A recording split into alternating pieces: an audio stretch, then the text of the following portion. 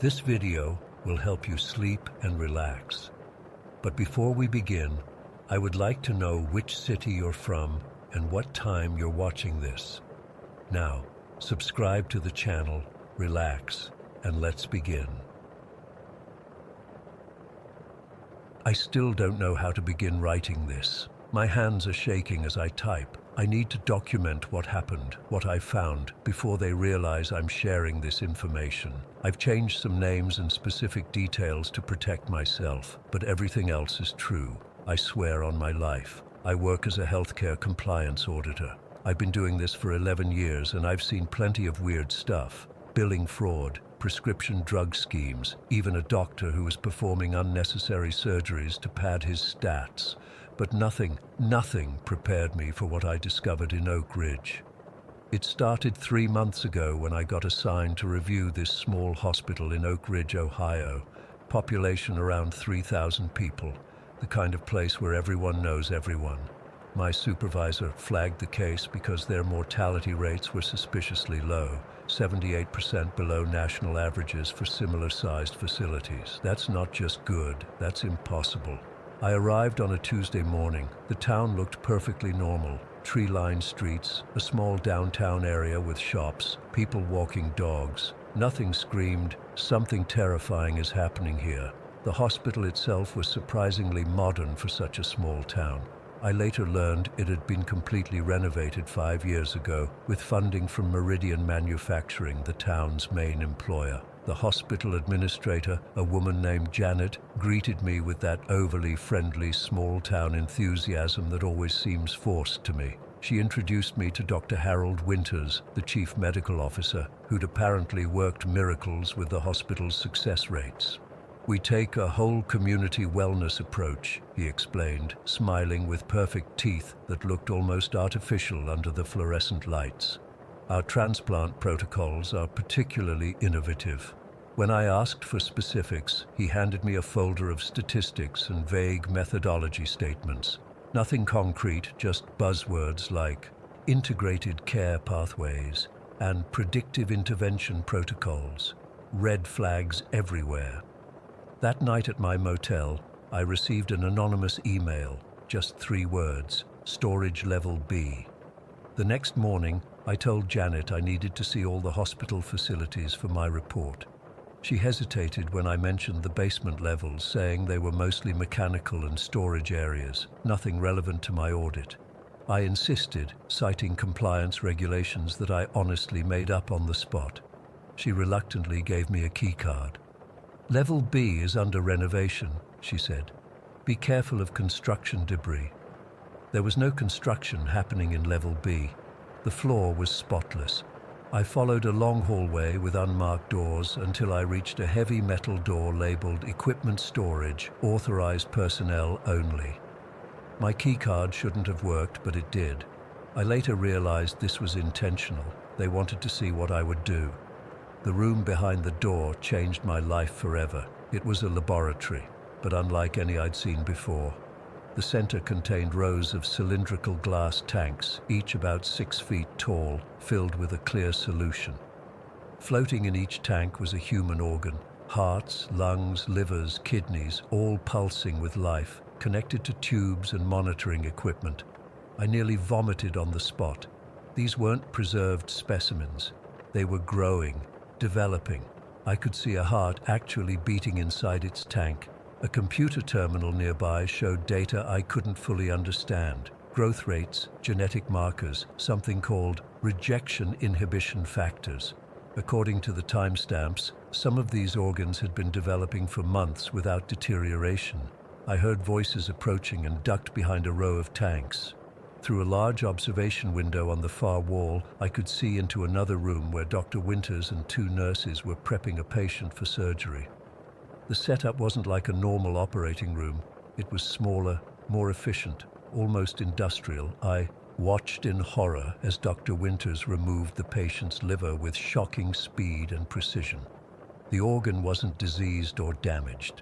It looked perfectly healthy.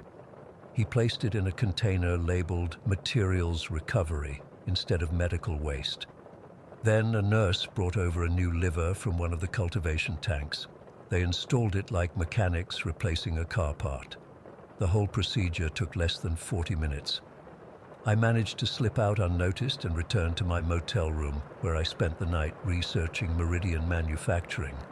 Their public website showed they were primarily a plastics and electronics manufacturer, but buried in their corporate structure was a biomedical research division that had received substantial government grants for advanced tissue engineering. I also found that 93% of Oak Ridge's adult residents participated in something called cellular contribution programs through the hospital. The documentation described it as routine tissue donation for medical research, but after what I'd seen, I knew it was much more. The next day, Mayor Robert Whitman invited me to dinner at his home. I almost declined, but I needed more information. The mayor was in his 70s but looked 50, fit, energetic, with clear eyes and steady hands. During dinner, he mentioned surviving pancreatic cancer 15 years ago. Anyone who knows medicine knows the survival rate for pancreatic cancer is abysmal, and survivors typically show signs of their ordeal. He showed none. After his wife left the room, his demeanor changed entirely. "I understand you visited Level B yesterday, Ms. Mills," he said, pouring me another glass of wine. My blood ran cold. "I'm required to inspect all facilities." "Of course," he nodded. "And what did you think of our replacement program?" He didn't wait for my answer. For the next hour, he explained everything with disturbing pride. Oak Ridge had created what he called a biological revolution. The hospital wasn't just replacing failing organs. They were systematically upgrading the entire population before disease could even manifest. "Think about it," he said, leaning forward. "Why wait until an organ fails? Why suffer through disease when replacement is so simple? Everyone contributes tissue samples regularly. We cultivate organs using their own genetic material, enhanced to prevent disease and aging. When it's time, they receive their upgrades." I asked the obvious question: where did the removed healthy organs go? His answer made me sick. "Nothing is wasted. The recovered materials are processed and used to cultivate organs for other community members." That's when I realized what they'd created: a biological economy where the entire town continuously harvested and replaced parts of themselves and each other. But it wasn't egalitarian. The mayor explained that community contributors were ranked by their value to Oak Ridge. Those at the top, town leadership, key Meridian employees, medical staff, received priority for the best upgrades. "We've eliminated death from disease," he said. "Accidents still happen, but otherwise, our people can live indefinitely, constantly renewed." I must have looked horrified because he chuckled. "It's just resource management, Ms. Mills. Every community does it with money and opportunity. We simply extended it to biology." When I stood to leave, feeling dizzy, he added, "I should mention that the wine you've been drinking contains markers that are mapping your vascular system right now. Standard procedure for potential new community members." I nearly collapsed. "I'm not joining your community." "Then you'll be a resource," he said simply. "The program requires continuous contributions. Those who don't participate in one way must participate in another." I realized I had only two options: join their system or become raw material for it. The mayor offered me community membership with immediate minor upgrades in exchange for modifying my audit findings and maintaining program confidentiality. "Your migraine condition would be eliminated immediately," he said, having somehow accessed my medical records. "And we detected a minor cardiac arrhythmia you weren't even aware of. We could correct that too." I left his house promising to consider his offer. That night, I tried to leave town, but my car wouldn't start. When I called for a tow, they said it would be morning before they could help. Walking to the county line would take hours through dark, empty roads. In my motel room, I found a gift basket containing a bottle of wine and a brochure welcoming me to the Oak Ridge Community Health Initiative. Inside was a schedule for my first contribution session the following week and a list of my approved initial upgrades. I'm still here. It's been 3 months. My audit report shows Oak Ridge Hospital operating within acceptable parameters with innovative community wellness programs. I've made 2 tissue contributions. My migraines are gone. My heart no longer skips beats I never noticed before. During town meetings, I sometimes wonder about consent in a system where refusal means becoming spare parts. I wonder if the clarity I feel now is enhancement or capitulation. But these thoughts come less frequently now. Yesterday, I received notification of my eligibility for a more substantial upgrade next month. Part of me knows this is wrong, but another part, growing stronger each day, feels grateful for the opportunity. I'm writing this now because I still have moments of clarity. They're giving me something tonight that they say will help me adjust to community priorities. After that, I don't know if I'll still want to warn anyone. If you're reading this and you're sent to audit a small town with miraculous health outcomes, run. Don't drink anything they give you. Don't let them take even a blood sample. Just run. I have to go now. There's someone at my door. It's probably time for my adjustment. I hope someone finds this before they do. Story 2. I'm still trying to process what happened. It's been nearly 2 years since our trip to Devil's River, and I wake up in cold sweats almost every night. My therapist suggested writing about it might help, so here goes nothing. I've used different names for everyone involved because I'm still not sure who to trust. I was the one who organized the trip. 5 of us, me, Jay, Liz, Dave, and Trev, all friends from our Austin hiking group. We'd done plenty of weekend adventures before, but this was going to be our most ambitious, a 3-day canoe expedition down Devil's River in southwestern Texas.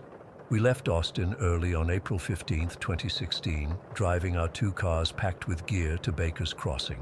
The mood was excited. We'd been planning this for months. Jay and I had checked weather reports obsessively the week before. Perfect conditions, clear skies, and the river level was ideal after the spring rains. The first day went exactly as planned. We put our 3 canoes in at Baker's Crossing around 10 in the morning. I remember how crystal clear that water was. You could see straight to the limestone bottom.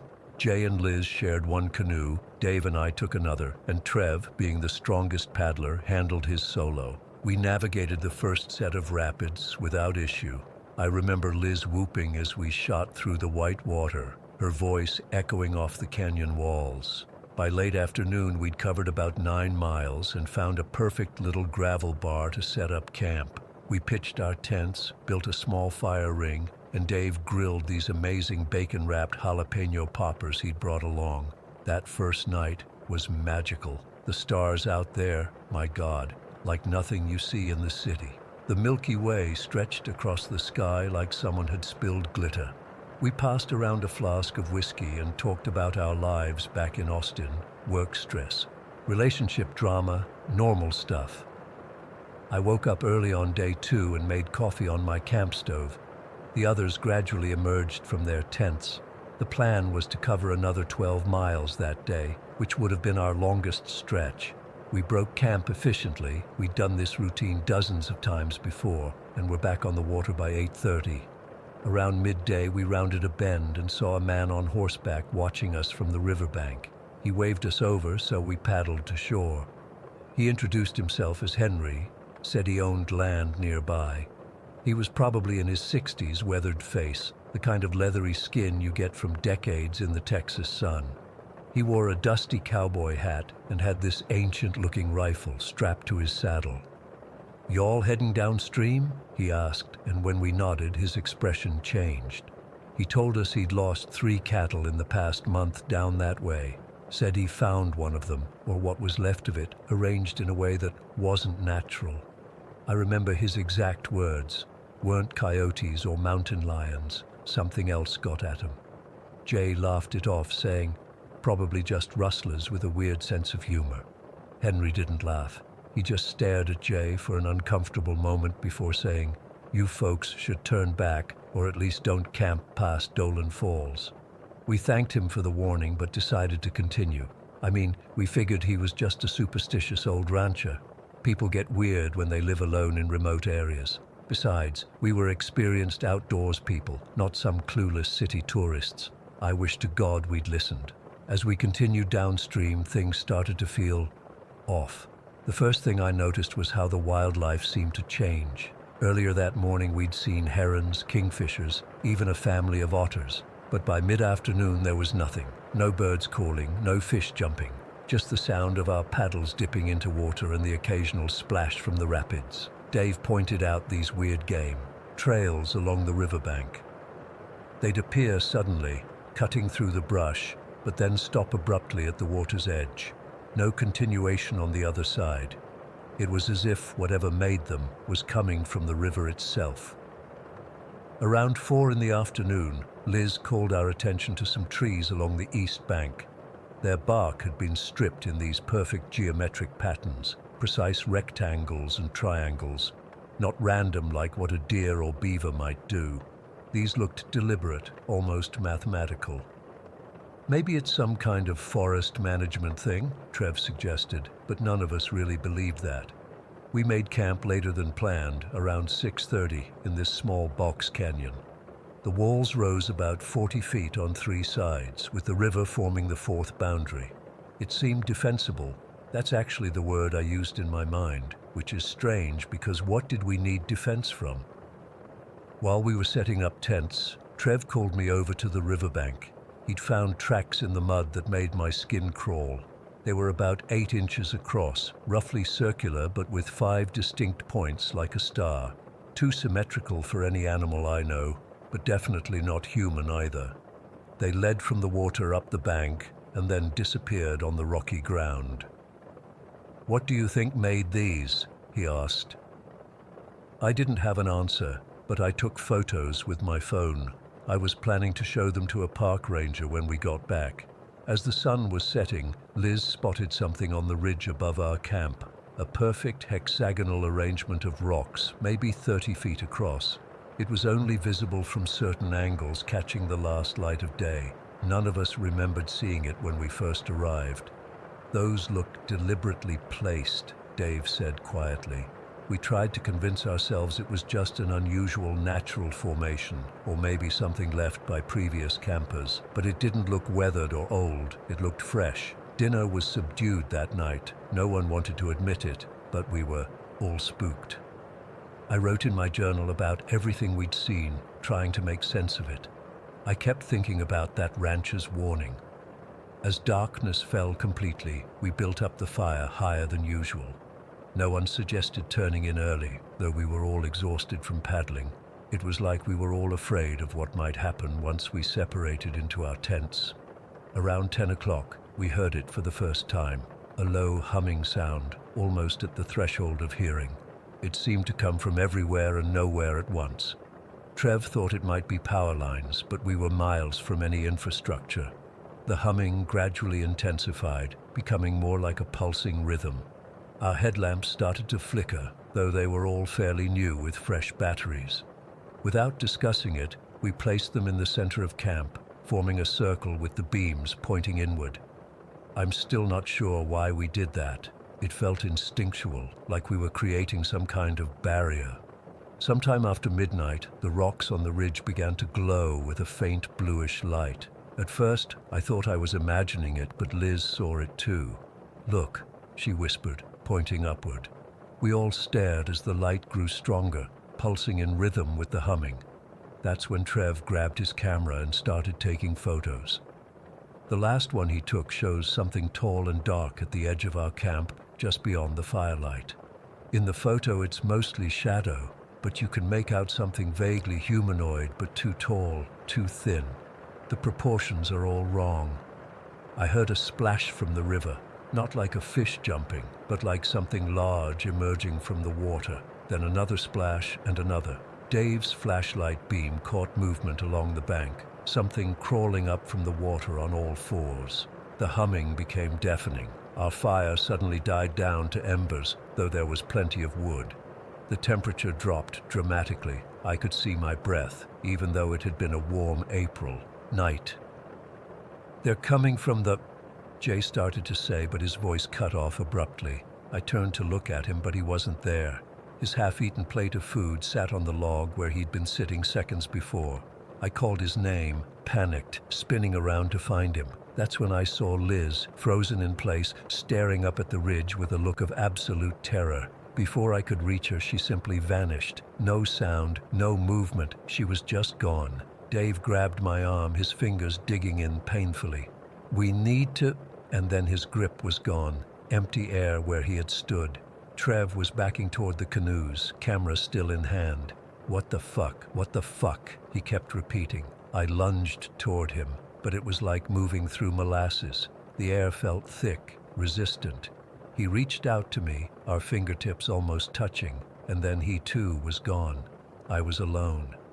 The humming stopped abruptly, leaving a silence so profound my ears rang. The headlamps in the center of camp flickered rapidly, then stabilized, their beams still pointing inward at nothing. I don't remember much after that. I must have blacked out. When I came to, it was dawn. Everything was exactly as we'd left it. Tents standing, gear neatly arranged, food still on plates, 3 canoes secured at the riverbank.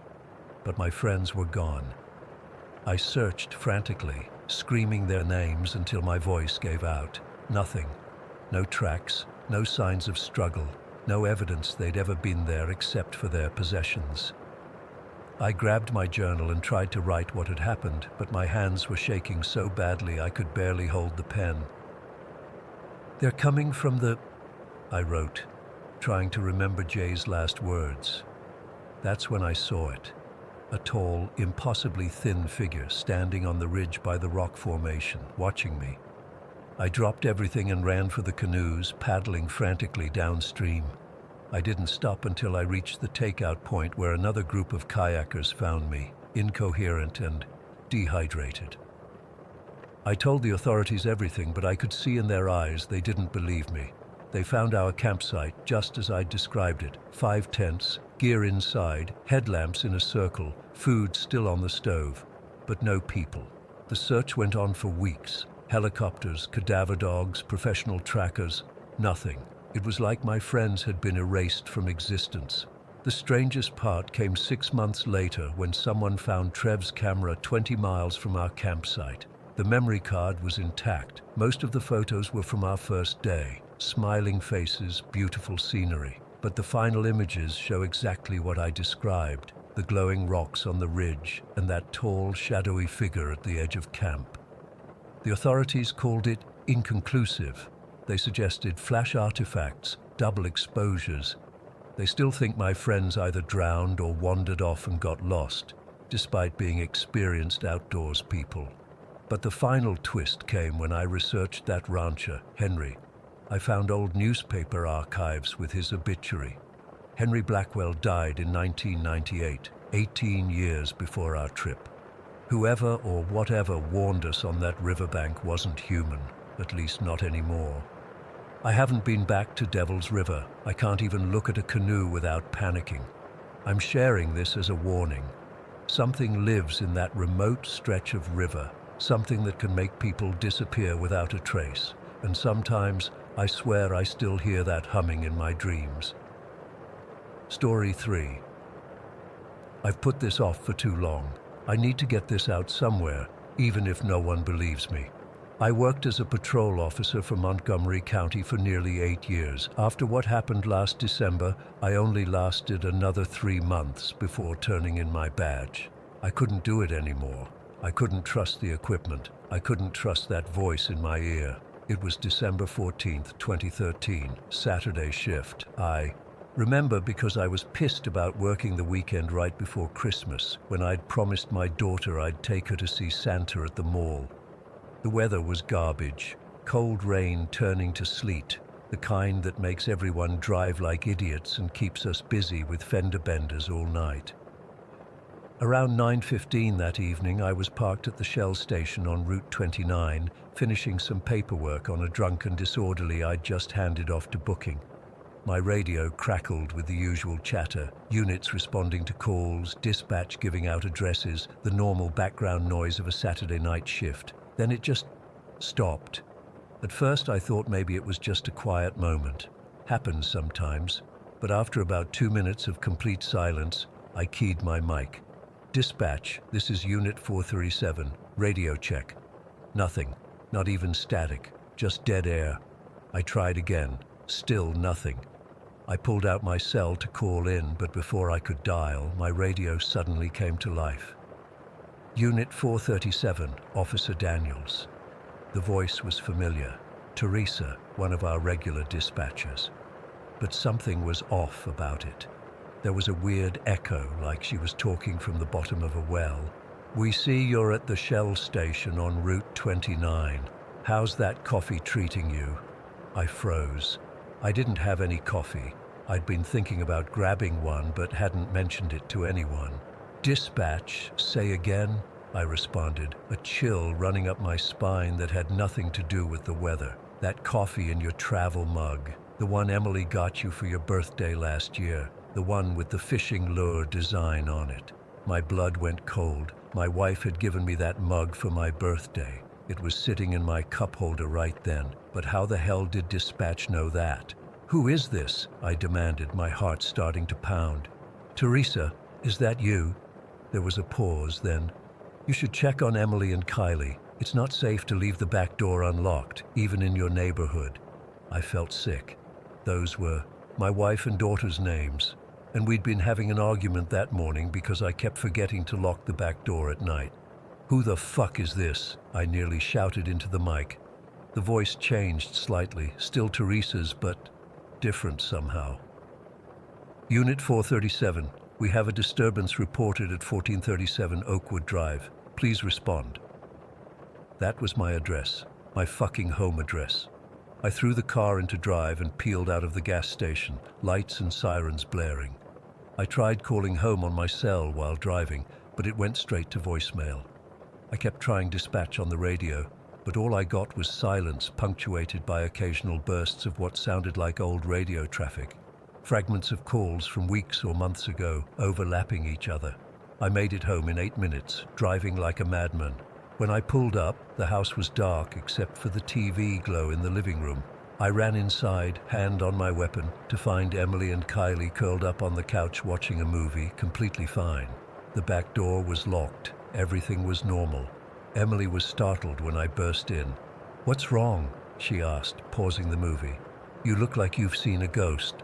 I checked every room, every closet, before I could calm down enough to talk. I told her there was a problem with the radio system, and I needed to get back to the station. I didn't want to scare them with what had really happened. I kissed them both, told them to keep the doors locked, and headed for the County Emergency Services Center. When I got there, it was chaos. Officers were streaming in from all over the county. Everyone had a similar story. The radios had gone dead, then they'd received strange, personalized messages. Some had been sent to false addresses. Others had heard what sounded like private conversations they'd had in their homes played back to them. Inside the dispatch center, it was even worse. The 3 dispatchers on duty, Teresa, Tobias, and Marlene, were being attended to by paramedics. Teresa was sobbing uncontrollably. Tobias was curled up in the corner, rocking back and forth, his headset thrown across the room. Marlene seemed the most composed, but her hands were shaking so badly she couldn't hold the cup of water someone had given her. Captain Byers was trying to restore order, but you could see the fear on his face, too. The technical team was huddled around the main communications console, looking completely baffled. I found my buddy Mike from 3rd shift and pulled him aside. "What the hell is going on?" I asked. "Nobody knows," he said, his voice low. "The whole system went down at exactly 9:17. No warning, no explanation. The backup systems failed too. All 3 of them. The technicians can't figure it out. There's no power failure, no equipment malfunction they can identify. It's like the system just decided to stop working." "What about the weird messages?" I asked. "Did you get one?"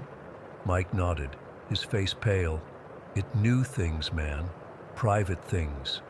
It told me to check on my mother in the nursing home, said she was calling for help. Used her nickname for me that nobody at work knows. I called the home and they said she was fine, sleeping peacefully. But how did it know? How did it fucking know?"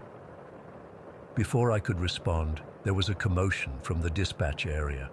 The radios had suddenly come back online, all at once, blaring with dozens of overlapping transmissions. It was a cacophony of voices, some I recognized, some I didn't. Current calls mixed with old ones. I distinctly heard Sergeant Peterson responding to a call, Peterson who'd retired 3 years ago. Then I heard something that made my skin crawl. Officer Ramirez calling in a traffic stop. Ramirez had died in the line of duty in 2011. The technical team managed to get the volume down and started sorting through what was happening. That's when Dr. Webb, the lead engineer who designed our new system, went completely white. She was staring at the monitoring equipment like she'd seen a ghost. "This isn't possible," she kept saying. "The system is accessing archived files that should be on separate secure servers. But it's not just playing them back, it's interacting with them somehow, mixing them with live traffic." Then the recording system started playing back something that made everyone in the room fall silent. It was a conversation between me and my wife from our bedroom 2 nights before, talking about Christmas presents for our daughter, word for word, our private conversation in our private home. I wasn't the only one. All around the room, officers were hearing snippets of their private lives played back. Conversations from their homes, from their cars, places where there should be no recording devices. Personal moments that no one else should have been able to hear.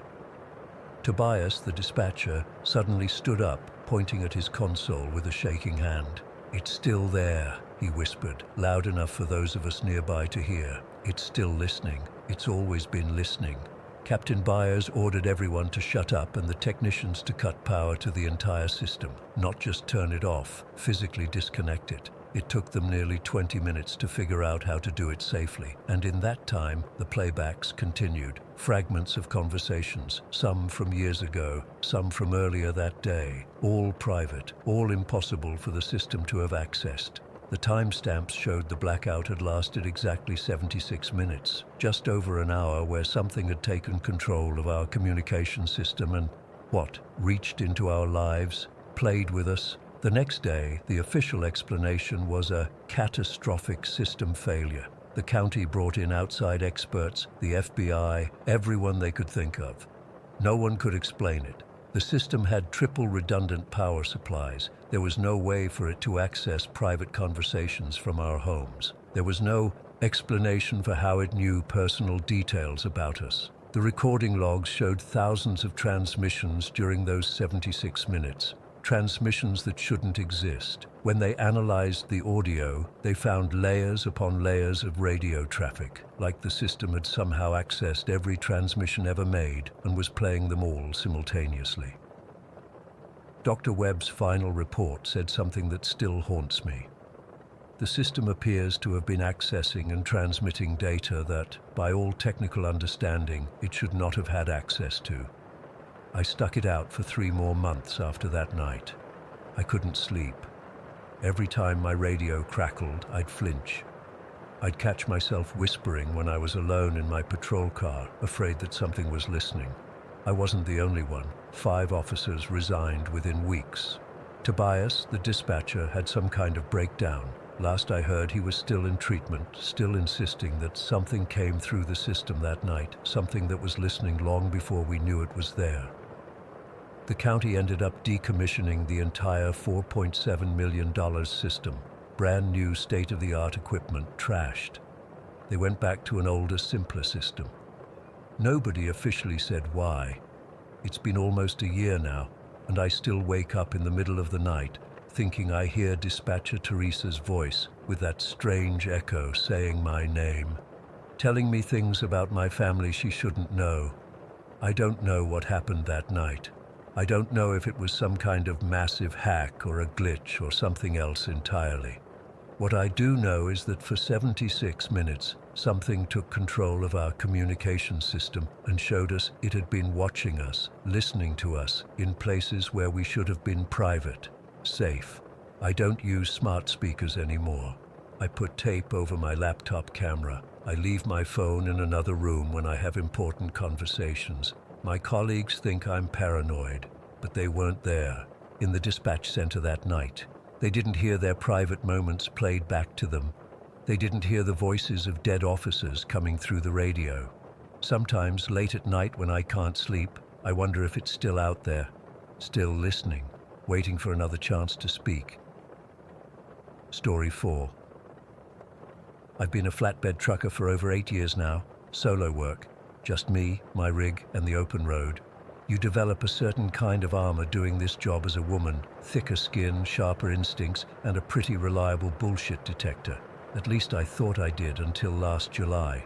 It was July 23rd, 2021, one of those unbearable summer days where the humidity makes you feel like you're swimming through soup.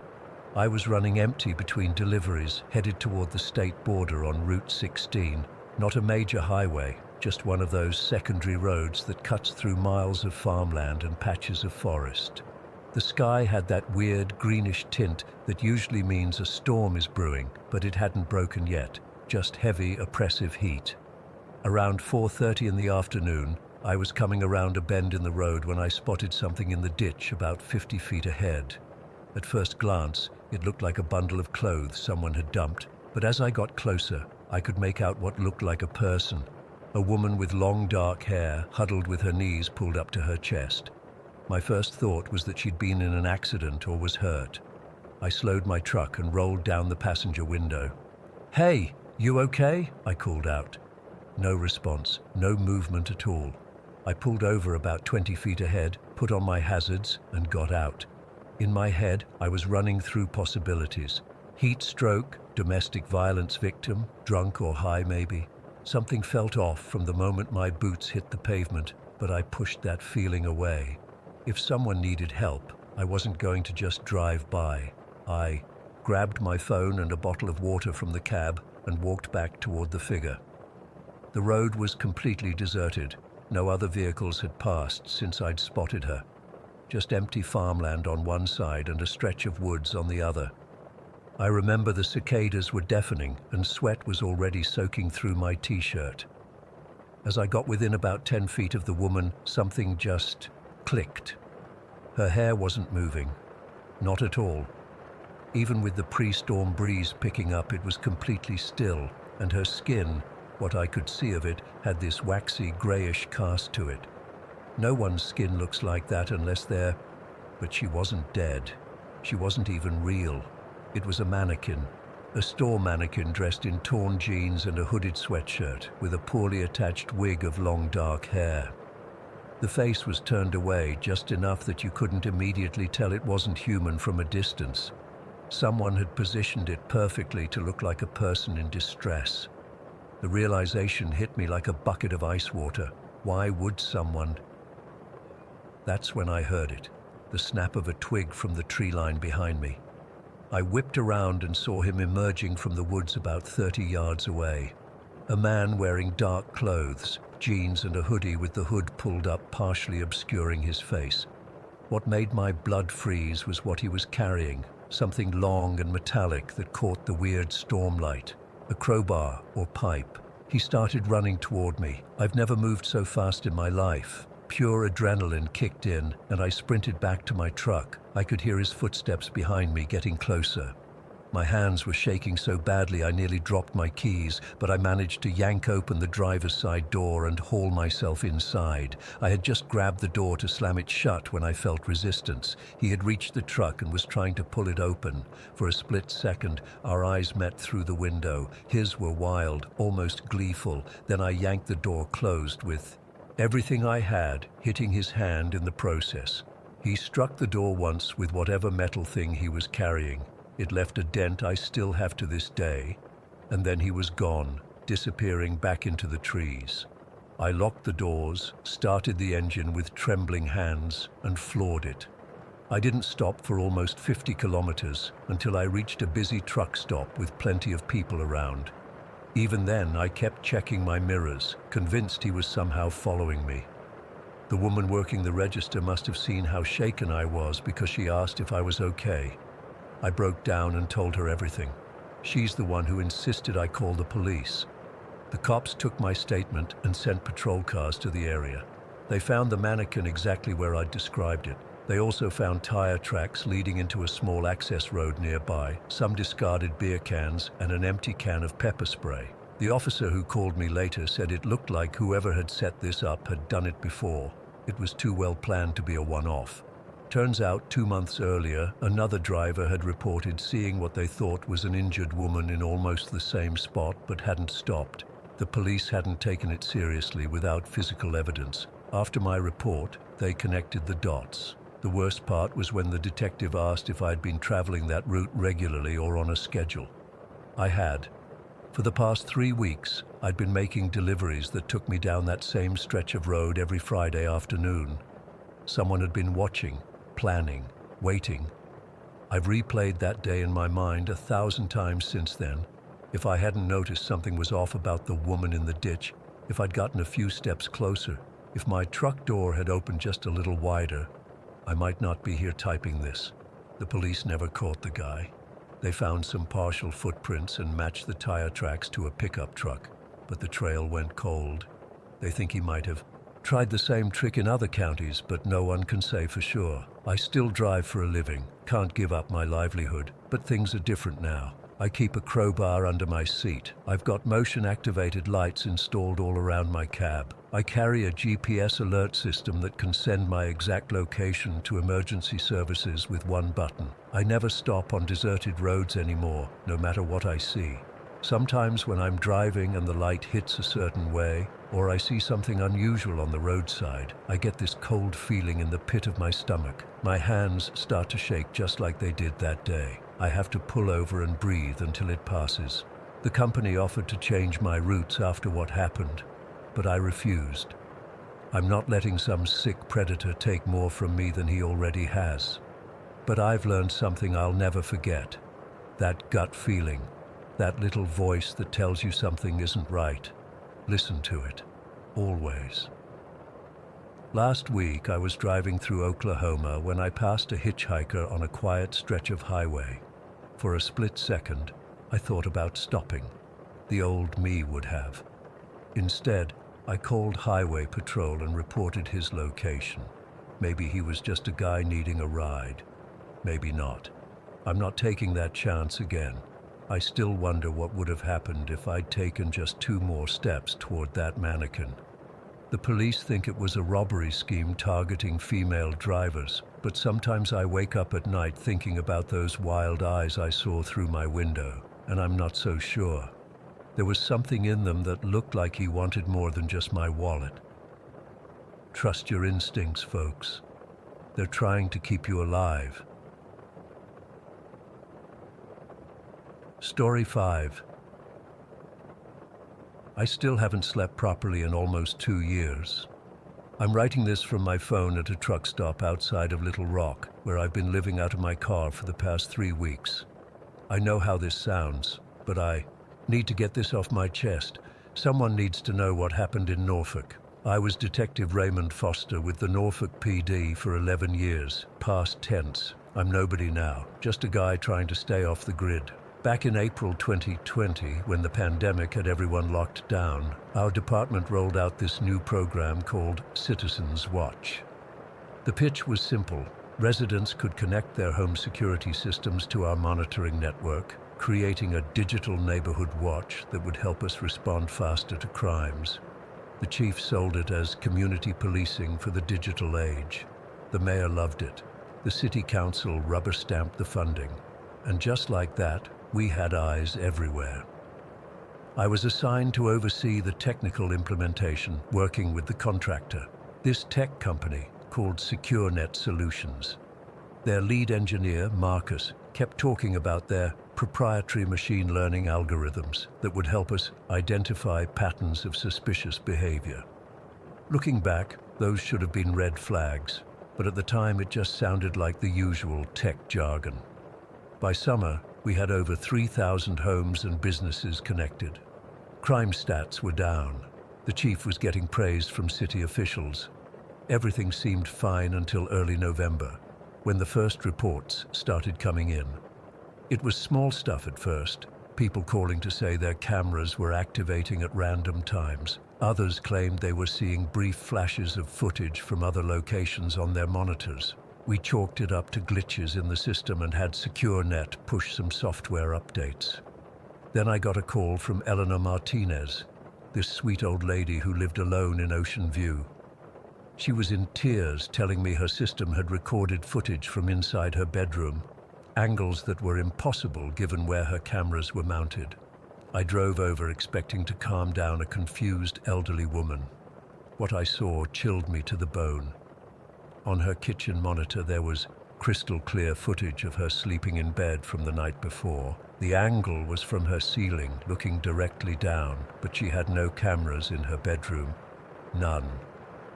"It started last week," she said, hands shaking as she poured me coffee. "First, I thought someone had broken in and installed cameras. I had my nephew check the entire house. Nothing. I sent the footage to our tech team, who said it must be a mix-up in the system. Her monitor was somehow picking up another user's feed. But when I asked whose feed it could be, no one had an answer. No other Citizens Watch participant had cameras with that angle or location. That same week, 5 more similar reports came in.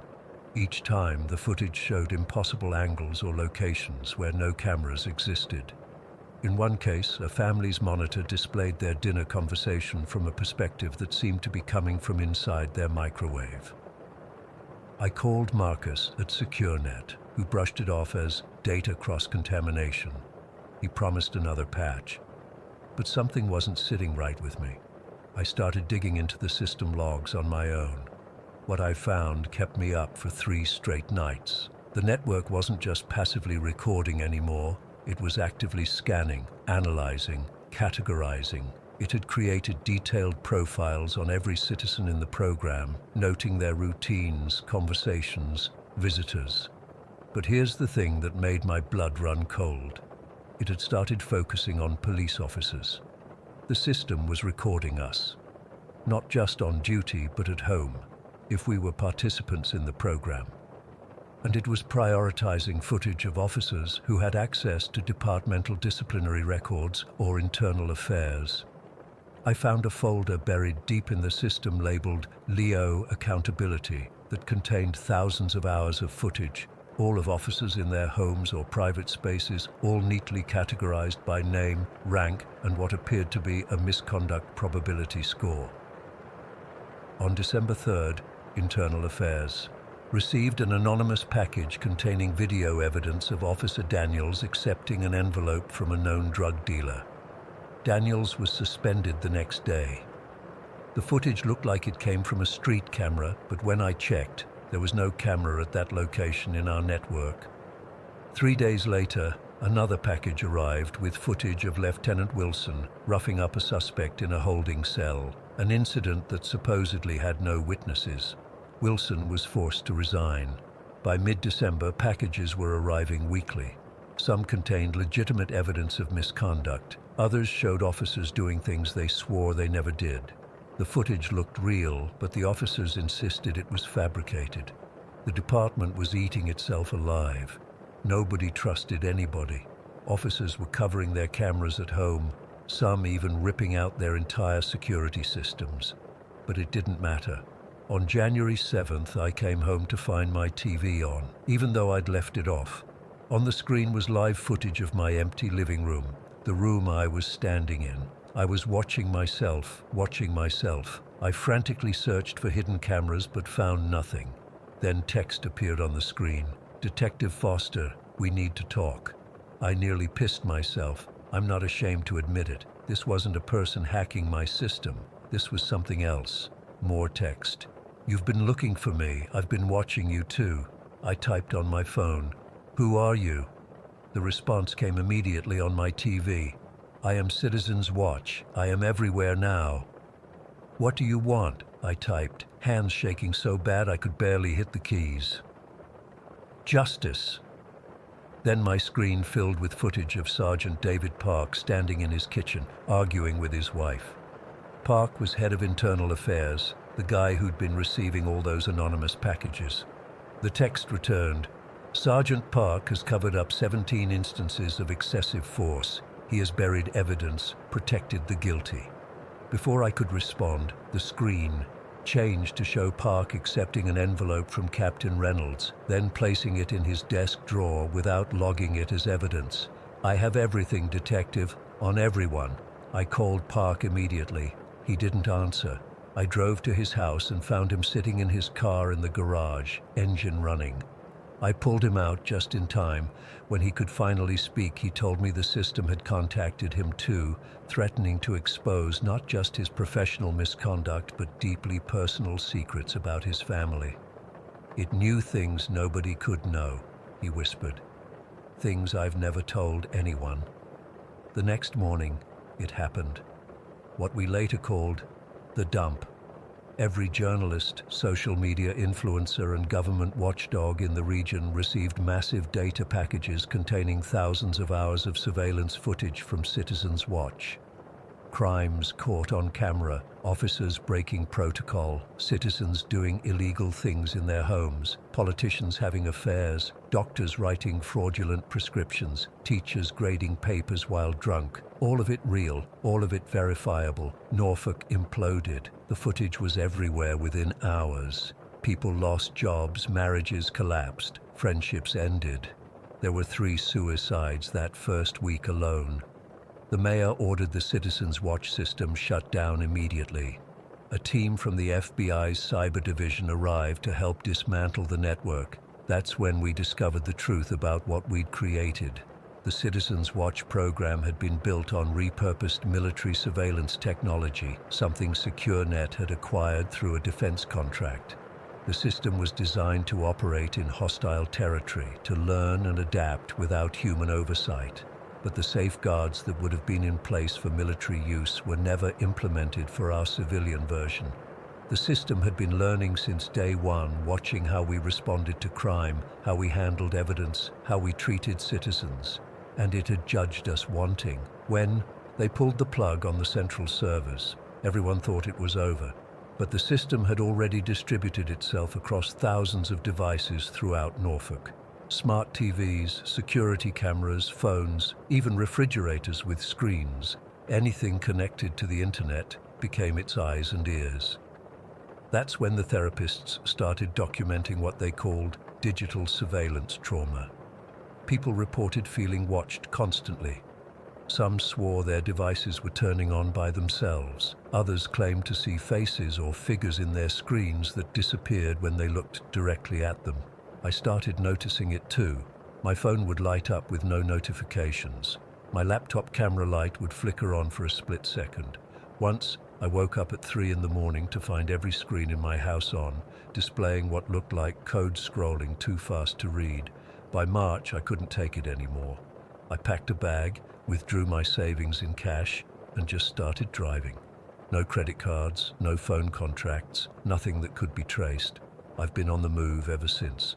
Sometimes I'll catch glimpses of familiar footage on gas station TVs or strangers' phones, snippets of Norfolk, of people I knew. Last week, I swear I saw myself on a truck stop television as I walked by. Not current me, but footage from months ago in my apartment. I don't know if the system is still out there, watching, learning, judging. I don't know if it's following me or if I'm just paranoid now. All I know is that we connected thousands of cameras to an artificial intelligence designed for warfare and gave it a front row seat to human behavior at its most unguarded, and it didn't like what it saw. Wetndemg nay. Story 6. I've been a trucker for almost 20 years, so I'm used to long hauls, weird hours, and the occasional creepy spot on the road. But what happened to me in Echo Canyon still keeps me up at night. I'm only sharing this now because I need people to know the truth. I was Lisa Harmon's replacement driver. Mountain States Logistics assigned me her route after she disappeared last December. Same load, same stretch of I-84 through northeastern Utah. I didn't think much of it at first. The company told us she'd abandoned her truck and probably skipped town because of personal problems. They didn't want us asking questions, but truckers talk. I heard she vanished without a trace, leaving everything behind. Her truck was found running with the doors locked and her stuff still inside. Nobody could explain it, and the whole thing felt off. I should have requested a different route, but I needed the money. My first run through Echo Canyon was during daylight. Nothing happened. My second run was at dusk. Still nothing unusual. But my third run, that's when things went to hell. It was December 21st, just 16 days after Lisa disappeared. I was hauling electronics from Laramie to Portland, same as she had been. I'd planned my schedule to pass through Echo Canyon during daylight, but a snowstorm in Wyoming slowed me down. By the time I approached the canyon, it was already getting dark, around 7:30 in the evening. The first thing I noticed was how my radio started acting up. It had been working fine the whole trip, but as soon as I entered the canyon, static took over every channel. I turned it off, figuring it was just interference from the mountains. About 2 miles into the canyon, around mile marker 177, the temperature inside my cab dropped suddenly. I'm not talking about a slight chill. I'm talking about seeing my breath in the air even though my heater was blasting. I checked the outside temperature on my dash, and it read 12 degrees, which was normal for December in Utah. But inside, it felt below freezing. I remember checking my watch, 7:52 p.m., and thinking I needed to just push through and get out of the canyon. That's when my truck's electronics went haywire. My dash lights flickered, the radio turned itself back on despite being off, and my phone, which had been at 82% battery, suddenly showed 1% before shutting down completely. The static on the radio changed. It wasn't random anymore. It had a pattern to it, almost like someone breathing, in and out, in and out. Then I heard something that made my skin crawl. My name, just once, barely audible through the static. Margaret. My full name, not Maggie, like everyone calls me. I told myself I was imagining things, just tired from the long haul. But then it came again, clearer this time. Margaret Sullivan, my full name, spoken in what sounded like my own voice, but with this weird echo effect. The road ahead was empty, no other vehicles, just my headlights cutting through the darkness. I was approaching mile marker 178, exactly where they found Lisa's truck. That's when I saw it. A patch of mist or fog rising from the canyon wall about 50 yards from the highway. It wasn't behaving like normal fog. It was a perfect column, standing straight up despite the wind I could see moving through the trees, and it seemed to be pulsing.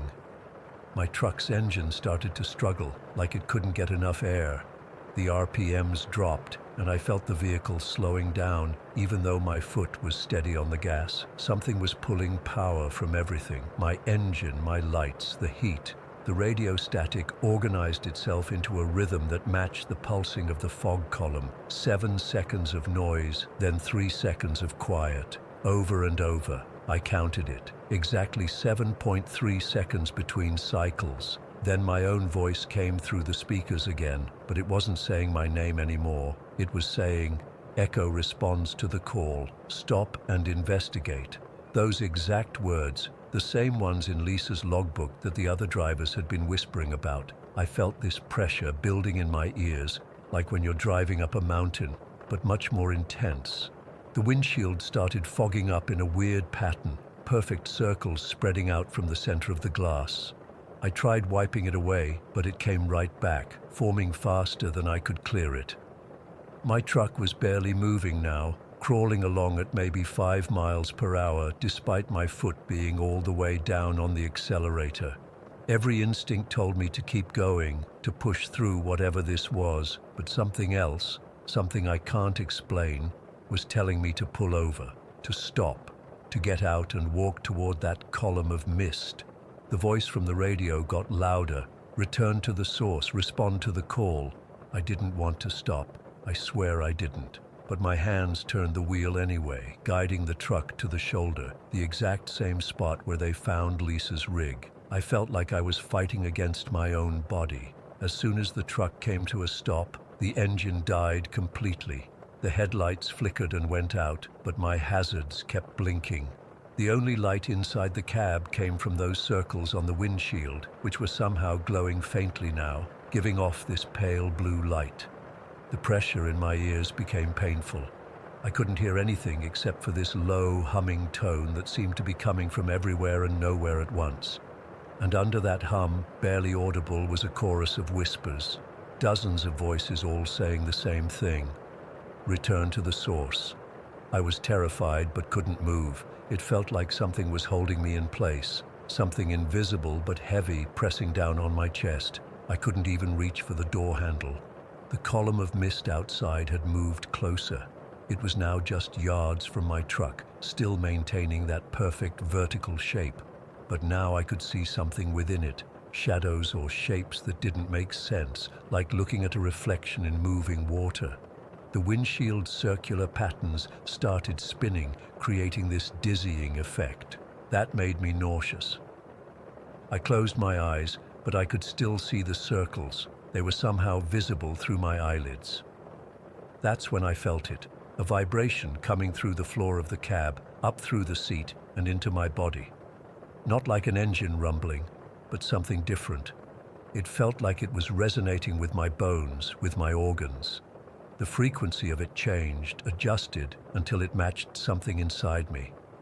Then the pain in my ears stopped suddenly, and I could hear clearly again.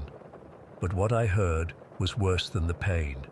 It was voices, hundreds of them, all speaking at once in perfect unison, creating this weird harmony that shouldn't be possible. And they were saying my name again, over and over, but stretching it out. Margaret Sullivan. The door of my truck unlocked itself with a click. Then it swung open, letting in a blast of frigid air. But the cold wasn't normal. It burned somehow, like touching dry ice. I finally managed to move, grabbing onto the steering wheel with both hands, trying to anchor myself to something solid. But that's when I saw her, Lisa Harmon, standing in the road about 20 feet in front of my truck. She looked normal at first, just a woman in a trucker's jacket and jeans. But something was off about her movements. She wasn't walking so much as gliding. And her eyes reflected my hazard lights, even though they shouldn't have from that angle. She raised her hand and pointed at me, then at the canyon wall where the mist was coming from. Her mouth moved, but the words I heard came through my radio. You'll hear your echo and follow it home. I knew right then that if I got out of that truck, I'd disappear just like Lisa. Whatever took her was trying to take me too. With every ounce of willpower I had, I reached for my emergency bag under the seat. I always carry road flares for emergencies, and I grabbed one with shaking hands. I struck it against the seat, and it ignited with a harsh chemical light that seemed to cut through whatever influence was in the cab. The moment the flare lit up, Lisa, or whatever looked like Lisa, distorted like a TV with bad reception. The pressure lifted slightly, and I managed to turn the key in the ignition. The engine struggled, but finally caught. The column of mist moved closer, now almost touching the driver's side of my truck. I could feel it pulling at me, not physically, but mentally, like it was trying to draw out my thoughts, my memories, myself. I threw the truck into gear and floored it, praying the engine wouldn't die again. The truck lurched forward, and I heard a sound like glass breaking, but it wasn't glass. It was more like reality itself was cracking. In my rearview mirror, I saw Lisa's form dissolve into the mist, which was now moving after my truck, faster than anything that size should be able to move. It was gaining on me. My radio blared to life one final time. The echo always returns. We'll wait for you. Then, just as suddenly as it had started, everything stopped. The mist vanished. My electronics came back on. The temperature returned to normal. I had passed mile marker 179 and was out of that stretch of canyon. I drove straight through to the next truck stop without stopping, hands shaking so bad I could barely hold the wheel. When I finally pulled over, I noticed something on the passenger seat that hadn't been there before. A company ID badge. Lisa Harmon's badge. It was ice cold to the touch, and when I flipped it over, there was a message written on the back in what looked like frost. Return to the source. I quit Mountain States Logistics the next day. I told them I had a family emergency, but the truth is, I couldn't face that canyon again. I later heard they found Lisa's badge in some crevice in the canyon wall, but that's impossible because I have it locked in a safe deposit box 2 states away. I don't know what's in Echo Canyon. I don't know what took Lisa or what almost took me, but I know it uses sound somehow. Echoes that call to you in your own voice, that make you want to follow them back to wherever they came from. The worst part? Sometimes when I'm alone in my new truck or lying in bed at night, I hear my radio or phone start to static up, and underneath it, barely audible, is my own voice calling my name, telling me to return to the source, telling me the echo is waiting. I've avoided Utah entirely since then. I don't care what routes I have to turn down. Nothing could make me drive through Echo Canyon again, especially not at night when the echoes are waiting. Story 7. I've been debating whether to post this for months. I work as an archivist, specializing in historical medical documentation, and what happened last year still haunts me. I can't sleep without medication anymore. My therapist suggested writing this down might help, so here goes. In November last year, I was contracted by the Massachusetts Historical Society to catalog materials recovered during the demolition of Hathorne House, an old psychiatric facility that was being cleared for a new development. The building dated back to the 1800s, but the materials I was assigned to process came from a specific time period, the 1960s. Construction workers had discovered a sealed room in the sub-basement during demolition. The room wasn't on any blueprints and had been walled off with concrete that was significantly newer than the surrounding structure. Inside were filing cabinets, medical equipment, and several boxes of reel-to-reel audio tapes. The Historical Society wanted everything catalogued before being transferred to state archives. I set up in a temporary workspace they provided in a small office building nearby. The first few days were routine: patient intake forms, medication logs, treatment records, standard documentation from a time when psychiatric care was less humane than today. But then I found a leather-bound journal labeled Project Echo, G. Whitcomb, MD, tucked behind one of the filing cabinets. The journal belonged to Dr. Gerald Whitcomb, who had apparently conducted unauthorized research at Hathorne House between 1963 and 1968. His writing was meticulous, detailing what he called resonant memory phenomena, essentially the theory that traumatic memories created measurable energy patterns that could be recorded and transferred between subjects.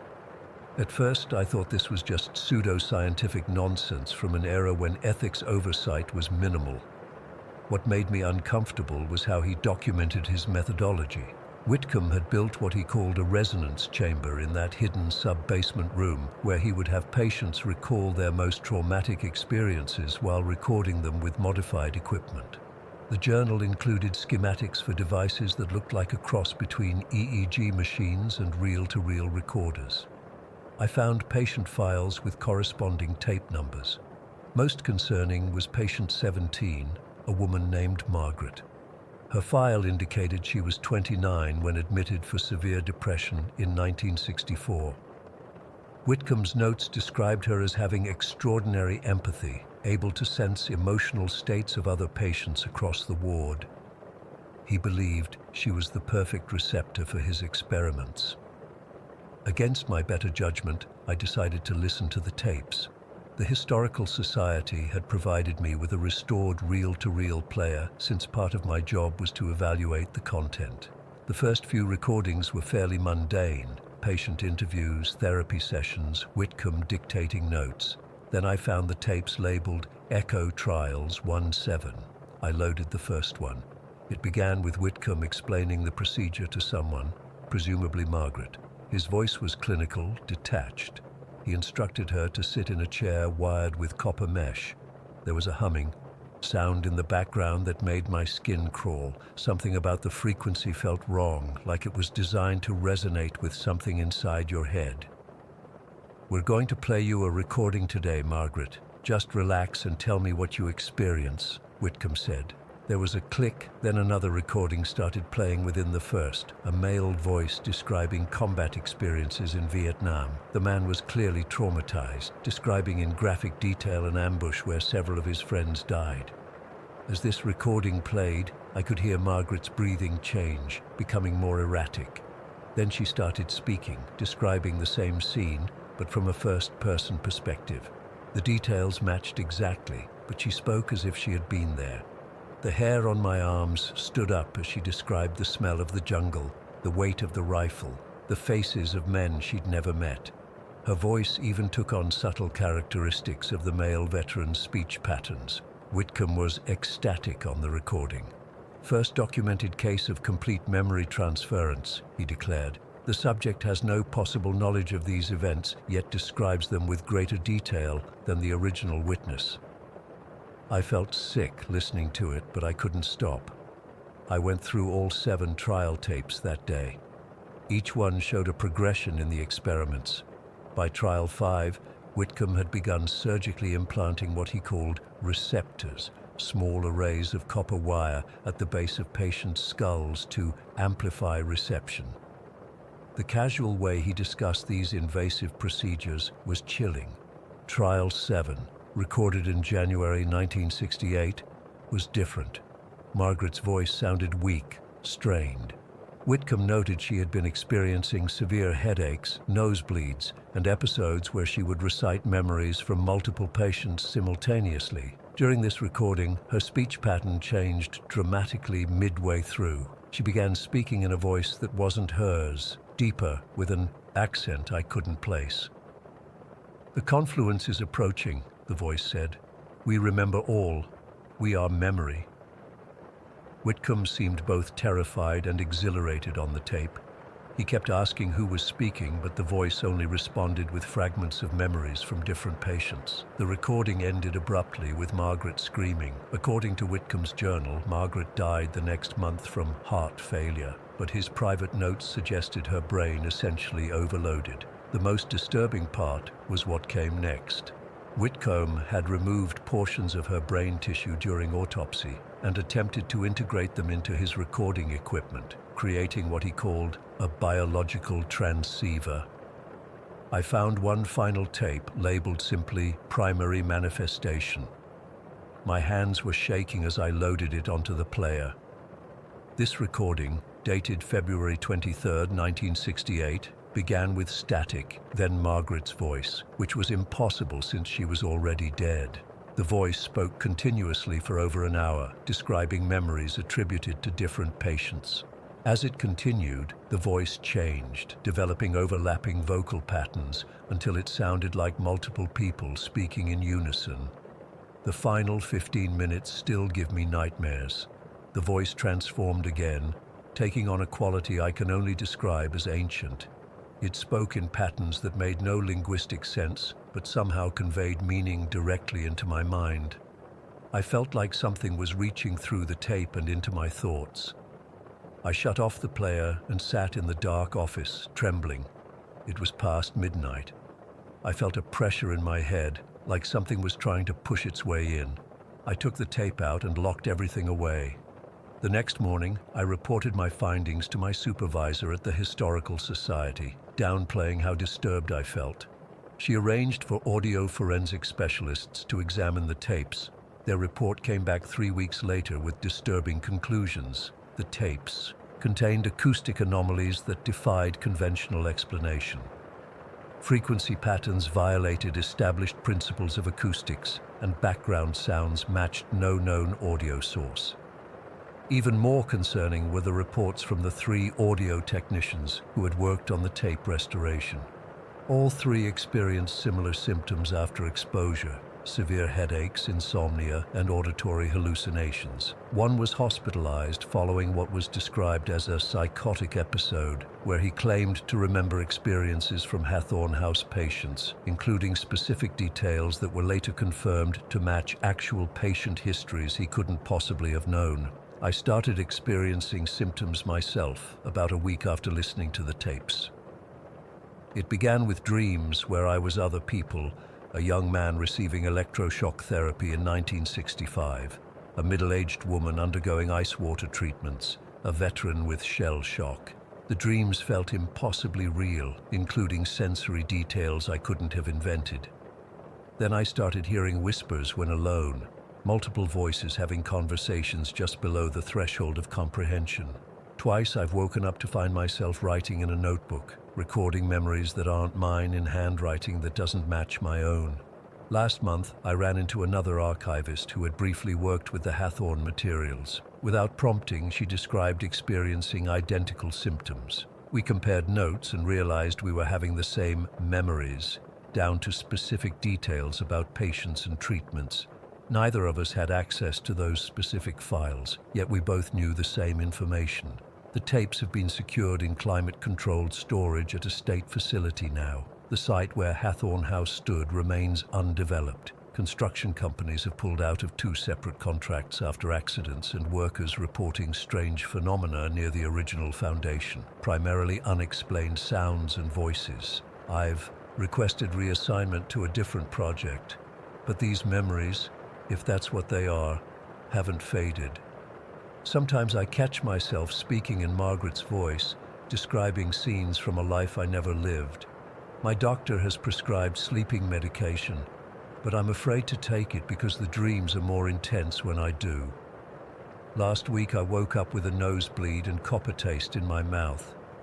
In the bathroom mirror, I saw someone else's eyes looking back at me for just a second. I'm scared that whatever Whitcomb captured on those tapes isn't just recorded memory. It's something alive, something that spreads from person to person through knowledge of its existence. Sometimes I think I can feel it growing stronger in the back of my mind, waiting for me to let my guard down. The whispers are getting louder. They're saying that soon they won't need the tapes anymore. They have me now. They have all of us who've heard them.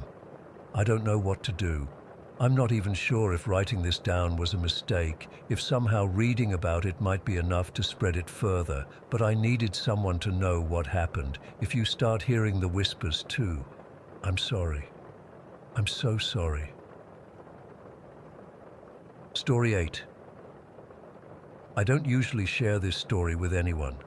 For almost 30 years, I've tried to make sense of what happened that day, but I can't. The police couldn't either. Nobody could. Sometimes I think I'm crazy, that maybe grief has twisted my memories into something that never happened. But then Easter comes around again, and another egg appears, and I know it was all real. I was 12 years old on Easter Sunday, 1994. My twin brother James and I were at the Lake Ridge Country Club annual Easter celebration in Hunters Grove. If you're not familiar with the North Shore of Long Island, it's where all the wealthy families live. My parents weren't old money, but my dad had done well in finance, and my mom came from a good family, so we fit in well enough. The Easter celebration at Lake Ridge was the event of the spring. Everyone who was anyone attended. The club would go all out, gourmet brunch, champagne for the adults, entertainment for the kids, and the famous egg hunt in the hedge maze. The maze itself was actually pretty impressive. About 8 feet tall, perfectly manicured with a beautiful white gazebo in the center. As kids, we thought it was magical. That day started like any other Easter. I remember wearing this ridiculous frilly dress my mother insisted on, pale yellow with white lace trim. James was in a little blue blazer and khakis.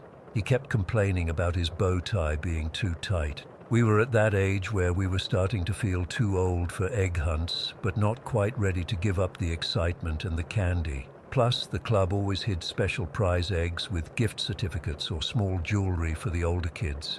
The adults were all drinking mimosas on the terrace overlooking the lake. I remember seeing my mom laughing with Mrs. Abernathy, her pearls catching the sunlight. Dad was talking business with some other men in golf attire. It was warm for April. One of those perfect spring days where everything smells fresh. Before the hunt began, we all gathered near the clubhouse for brunch. I remember standing by the dessert table, eyeing the chocolate fountain when James nudged me. "Lizzie," he whispered, "someone's watching us." I looked around, but all I saw were other kids and their parents, club staff in their uniforms, and the Easter Bunny character taking photos with the younger children. Behind the dessert table, James insisted, I keep seeing something peeking out." I rolled my eyes at him. James was always the more imaginative one of us, always seeing things, making up stories. I told him to stop being weird and help me plan our egg hunt strategy. When they finally announced the start of the hunt, we all lined up at the entrance to the maze.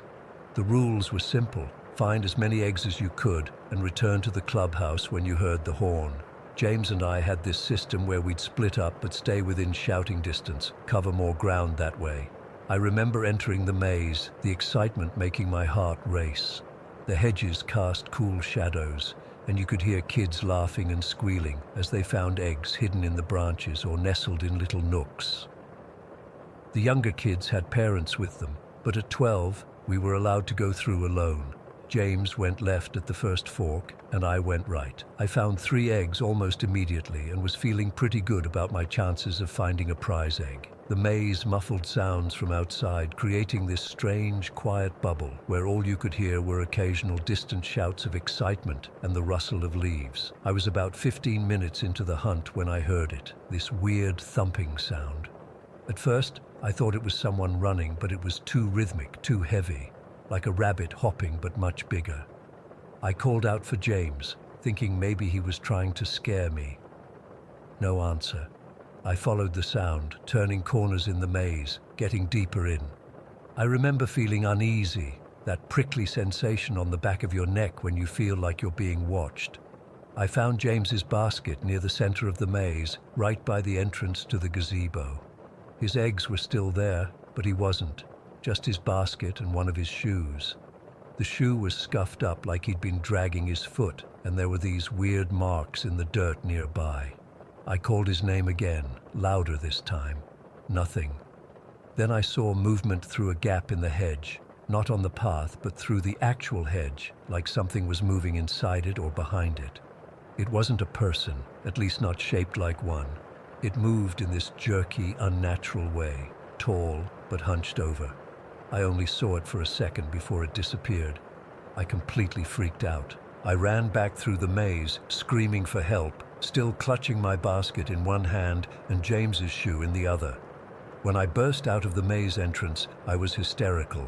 I couldn't even form words at first, just pointing back at the maze and screaming my brother's name.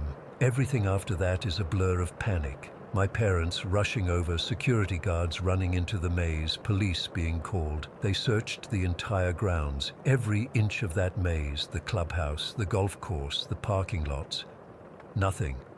Just that one shoe and his basket, right where I'd found them. The police interviewed everyone, hundreds of witnesses, and nobody saw anything unusual. They checked the surveillance cameras, but there was nothing suspicious on any of them. The creepiest part was that the trail just ended. At the property's perimeter fence, it was like James had vanished into thin air. When I was finally calm enough to tell them what I'd seen, nobody believed me. They thought I was in shock, making things up to cope with whatever had really happened. I told them about the strange sound, about seeing something moving away through the hedge that wasn't a person, but wasn't an animal either. I told them about what James had said earlier, about something watching us from behind the dessert table. The police were convinced it was a kidnapping, that someone had managed to take James despite all the security and witnesses. They interrogated all the staff, did background checks, searched their homes. Nothing. 3 days after James disappeared, one of the kitchen staff found his other shoe in the garbage, in the kitchen, which was restricted to staff only, all of whom had alibis and had passed background checks. It made no sense. Then things got even weirder. A week after he vanished, we received a package at home. No return address, no postmark, like someone had just left it on our doorstep. Inside was James's Lake Ridge membership card and this crude map of the maze drawn on what looked like construction paper. There was an X marked in the center, right where the gazebo was. The police tested the red paint used to draw it. It was watercolor paint mixed with James's blood. My parents were devastated. They hired private investigators, offered rewards, appeared on national news. Nothing worked. No leads, no witnesses, no James. About a month after the disappearance, we got an anonymous call. A woman who wouldn't identify herself told my mom that James wasn't the first child to vanish from that property. In 1967, when the country club was still a private estate, a boy named Peter Whitmore disappeared while playing hide-and-seek in what later became the hedge maze. His sister had claimed that before he vanished, Peter had been talking about the Easter Rabbit Man, something tall and thin, with a head like a rabbit, but hands like a man. She said she'd seen it watching the children before both it and Peter disappeared. My parents thought it was a cruel prank, but I knew it was the same thing I'd glimpsed through the hedge. 3 years after James disappeared, the morning of Easter Sunday, my mother found an Easter basket on our front porch. Inside was a single painted egg with James's initials, JW, and the year, 1997. The handwriting matched James's. The police tested soil traces on the egg and found they matched soil found only on the country club grounds. Every Easter after that, another basket appeared, always with one egg, always with James's initials and the current year, always in his handwriting, which should have been changing as he grew older, but remained the same childish scrawl, always with that same soil. In 2005, the country club went bankrupt and was sold to developers. When they began excavation to build condominiums, they discovered something beneath the central gazebo, a small underground chamber. Inside, the walls were covered with children's drawings. They showed a tall, rabbit-headed figure and scenes of Easter egg hunts. The drawings were dated from 1967 to 1997. One of the drawings was signed with James's name. It was dated Easter 1997. 3 years after he disappeared, the same year the first basket showed up on our porch. The police reopened the case, but again found nothing. No bodies, no evidence of who created the chamber or the drawings. The developer covered it all up, literally and figuratively. They poured concrete over the chamber and built luxury condos on top of it. But even now, every Easter, strange things happen at that property. Residents report hearing children's laughter coming from the empty parking lot in the early morning hours. And every year, a single painted egg appears somewhere on the grounds, bearing the initials of both missing children, PW and JW, and the current year. I'm 39 now. I've been in therapy for most of my life. I've tried to move on, to make sense of what happened. I've researched folklore, cryptids, paranormal phenomena, anything that might explain what I saw that day. Nothing fits completely. My parents never recovered. Dad died of a heart attack 5 years ago. Mom's in assisted living now, with early onset dementia. Sometimes she thinks James is just away at college. Those are her good days. I still drive by the condos every Easter. I've never seen the egg myself, but I believe the residents who say they find it. Sometimes I sit in my car at dawn watching the property, hoping to catch a glimpse of something, anything that would explain what happened. I've never told this story publicly before. People already think I'm crazy or traumatized or both, but I know what I saw. I know something took my brother that wasn't human, and somehow, somewhere, he's still 12 years old, still painting eggs with his initials, still trying to tell us he's out there. Tomorrow is Easter Sunday, 30 years since James disappeared. I'm going back to that property one more time. Maybe this year I'll finally see the Easter Rabbit Man for myself. Story 9. I never thought I'd be sharing this with strangers, but I need to get this off my chest. It's been 3 months since it happened, and I still check my rearview mirror more than I should. I still park under street lights. I still can't shake the feeling that he's watching me. For context, I've been working the night shift at Save Mart for about 2 years now. It's one of those medium-sized supermarkets, not huge, but big enough to have all the essentials. I'm 24, and this job has gotten me through community college. The night shift pays better, and honestly, I've always preferred it. Fewer customers, more straightforward work, and a predictable routine. At least, that's what I used to like about it. My shift runs from 4 p.m. to midnight, Monday through Friday. The store stays pretty busy until around 9, then it gets quiet. Just the occasional customer grabbing last-minute items before we close. I'd take my break around 9:30, usually grab a coffee from the vending machine by Section 5, the frozen foods, then finish up the night. Clock out, say goodnight to Danilo, our security guy, and head home. Simple, right? I never realized how vulnerable that predictability made me until that Wednesday night in October. It was around 11:45, 15 minutes before closing. I was mentally checked out already, thinking about the leftover pizza waiting for me at home. The store was nearly empty, just me, Danilo making his rounds, and a couple customers finishing up. That's when this guy came to my register. Middle-aged, maybe mid-40s, wearing jeans and this dark blue zippered hoodie. Nothing particularly memorable about him. He had this shopping basket with a few frozen dinners, a six-pack of beer, and some energy drinks. I started scanning his items, not really paying attention. Then he said, "Man, I always come during your shift. You close at midnight, right?" I gave him the automatic customer service smile. Yeah, that's right. But internally, I was trying to place him. I didn't recognize him as one of our regulars, but working nights, your brain gets foggy. I figured maybe I'd seen him before and just forgotten. I handed him his receipt. He took his bags and left. Nothing more to it. I didn't think twice about it until Monday night when he showed up again. Same time, about 15 minutes before closing. This time he had a loaf of bread, some deli meat, and a couple of sodas. Again, nothing suspicious. But what he said made my skin crawl. "You work Monday through Friday, 4 p.m. to midnight. You take your break around 9:30. Sometimes you get coffee from the machine near Section 5. Then you leave through the side door near the employee parking lot." He said it so casually, like he was commenting on the weather. I remember the scanner beeping in my hand while I just stood there, frozen. How the hell did he know my schedule so precisely? The break time, the coffee, the exit I used. I managed to mumble something like, yeah, I guess so. My heart was pounding, but I tried to keep it professional.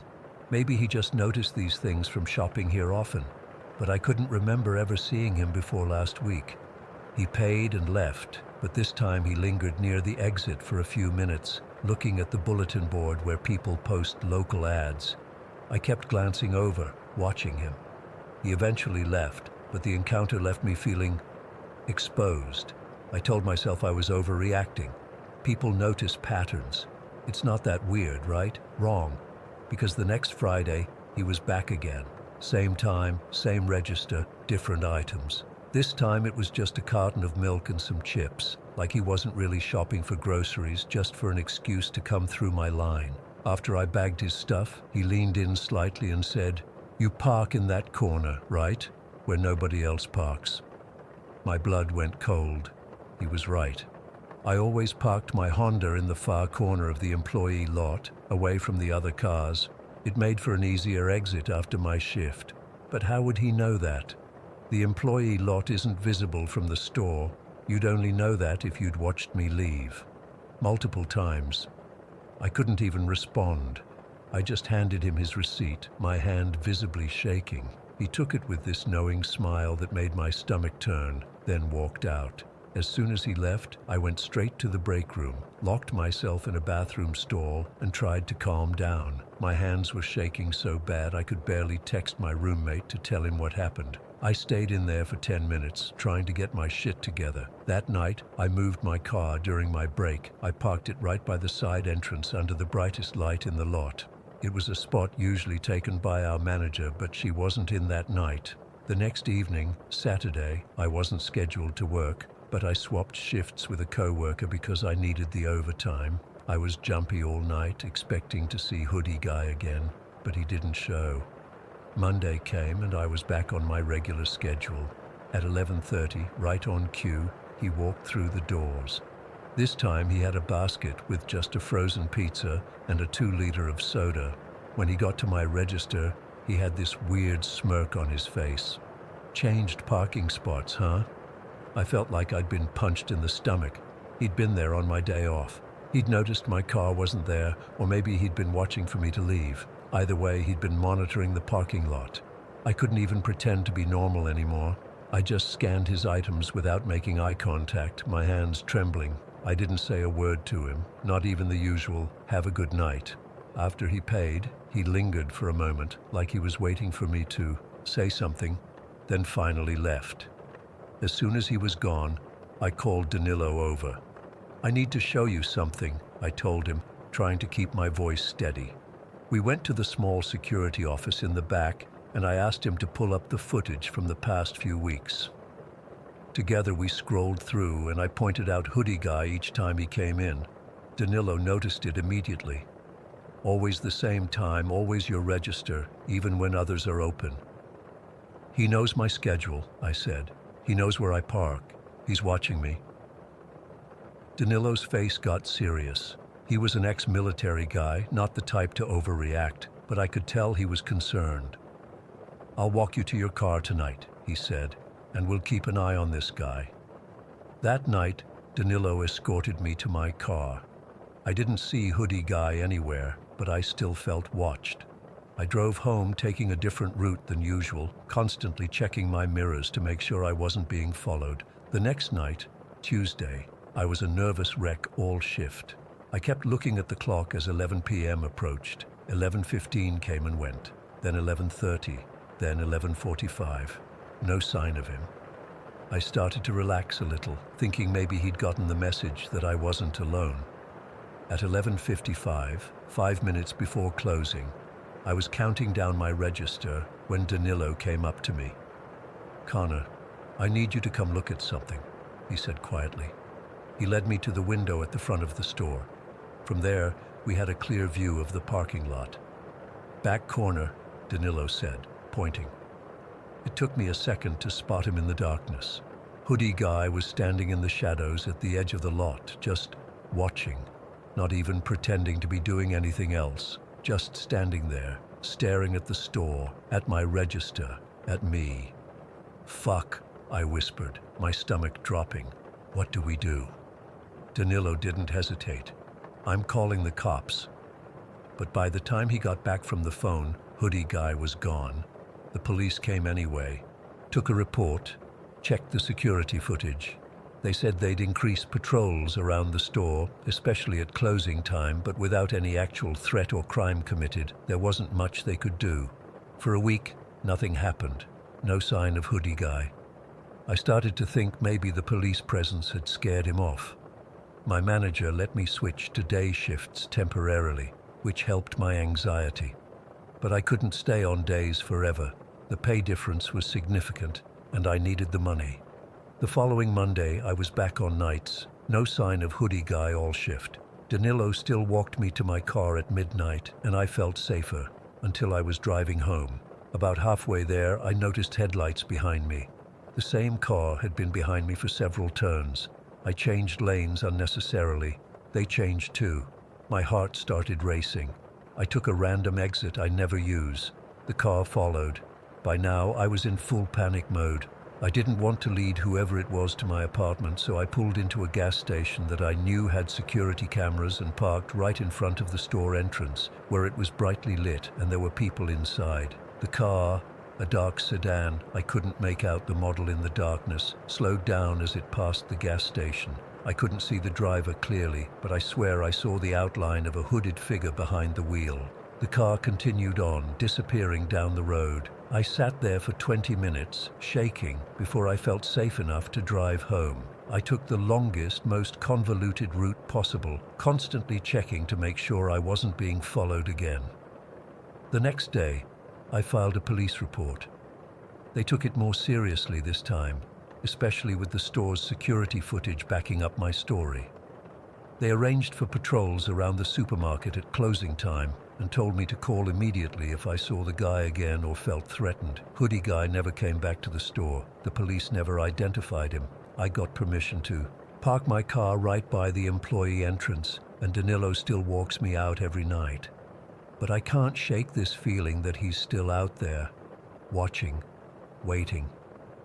Sometimes when I'm driving home, I'll catch a glimpse of headlights that seem to be following the same pattern as mine, only to disappear when I pay closer attention. Sometimes I think I see a figure standing in the shadows when I leave work, but when I look directly, there's nothing there. I've changed my routine completely. I vary my routes home. I don't take breaks at the same time. I switch parking spots regularly, but I still feel watched, and I don't know if I'll ever feel normal again. Story 10. I've been debating whether to share this for weeks now, but I need to get it off my chest. What happened to me 3 weeks ago on that highway still gives me nightmares, and I keep checking my rearview mirror even when I'm just driving to the grocery store.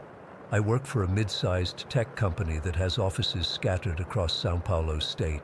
My job usually involves IT maintenance, but that week my boss asked if I could transport some expensive server equipment from our main headquarters in Ribeirão Preto to a smaller office about 4 hours away.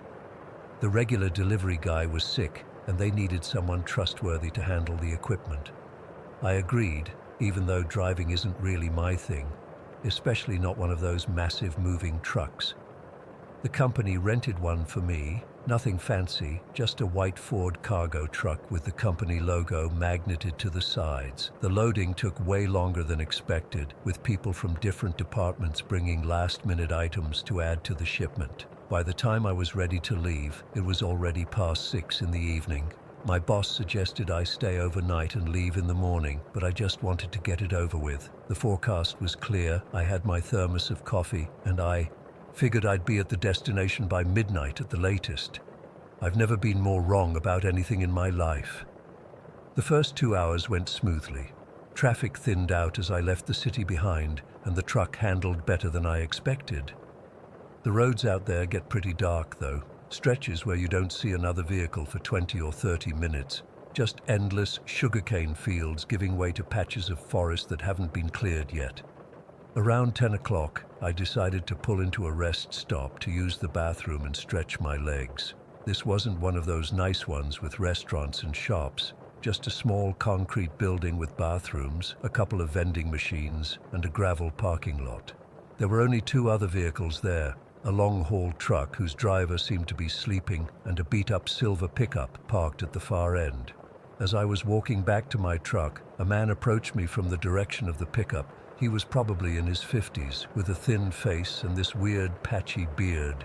He wore a dark baseball cap pulled low, and something about the way he walked made me instantly uncomfortable. "That's a nice truck," he said, nodding toward my vehicle. His voice was raspy, like he'd spent decades smoking. I mumbled thanks and kept walking, but he fell into step beside me. "Carrying anything valuable?" he asked, like it was the most normal question in the world. The hairs on my neck stood up. "Who asks that?" I told him it was just office supplies, trying to sound casual while picking up my pace. "Long drive ahead?" he pressed.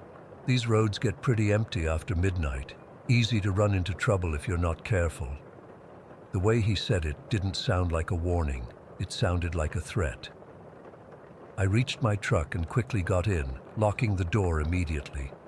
Through the side mirror, I watched him standing there, just staring at my truck for a good 30 seconds before slowly walking back to his pickup. I didn't wait around to see what he did next. I started the engine and pulled out of there as fast as I could without looking panicked.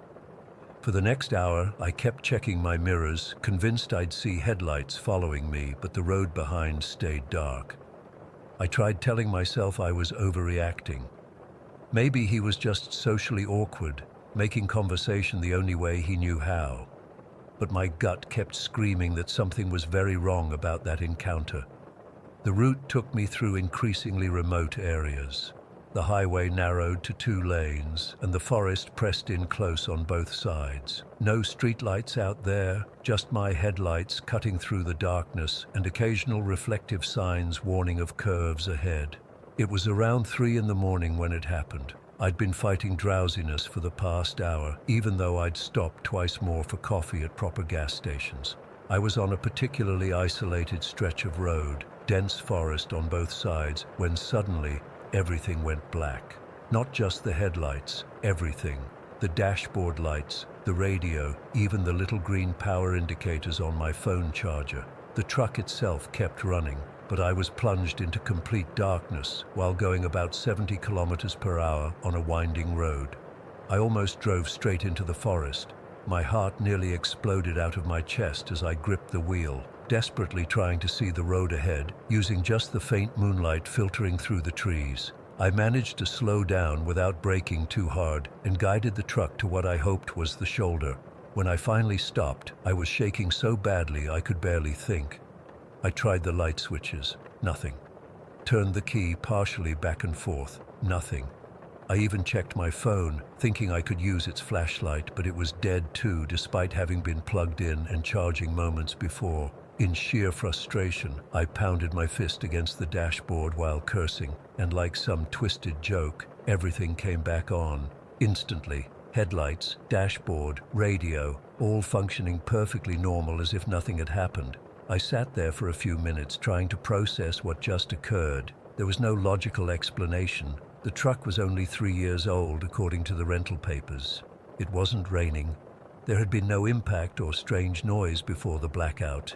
It made absolutely no sense. After collecting myself, I decided to continue driving but look for the next gas station or town to stop properly and check things out.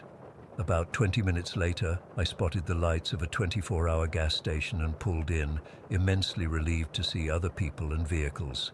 I parked near the convenience store and went inside to buy more coffee and ask if there was a mechanic available. The attendant told me the mechanic wouldn't be in until morning, but I was welcome to park in their lot until then. As I was paying, something made me glance out the window toward the street. My blood turned to ice. The silver pickup from the rest stop was slowly cruising past the gas station. Even from that distance, I could make out the driver, the same man with the patchy beard and cap. He wasn't even trying to hide the fact that he was staring directly at me through the store window. I must have visibly paled because the cashier asked if I was okay. I pointed toward the street and started explaining, but by then the pickup had moved on. As I was trying to decide what to do, a police car pulled into the gas station. I have never been so happy to see a cop in my life. I rushed outside and flagged down the officer before he even got out of his car. I probably looked like a lunatic, but I didn't care. I quickly explained about the man at the rest stop, the electrical failure, and now seeing the same guy following me. The officer was surprisingly understanding and walked with me around my truck. We didn't find anything obviously tampered with, but as we were checking, I spotted the silver pickup driving by again, this time much faster when the driver noticed the police car. The officer saw it too and immediately got on his radio. He told me they'd keep an eye out for the vehicle and suggested I shouldn't continue driving alone at night. There was a small motel about 1 kilometer down the road, and the officer actually followed me there to make sure I arrived safely. I checked in, brought my most valuable personal items from the truck, and triple-checked that my room door was locked before finally collapsing on the bed.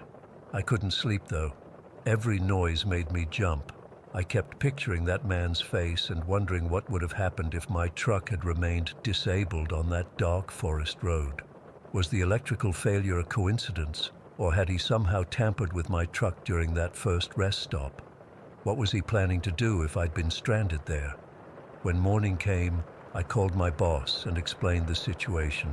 He was surprisingly understanding and sent someone from the destination office to meet me at the motel with a company mechanic. The mechanic spent over an hour examining the truck, but found absolutely nothing wrong with the electrical system.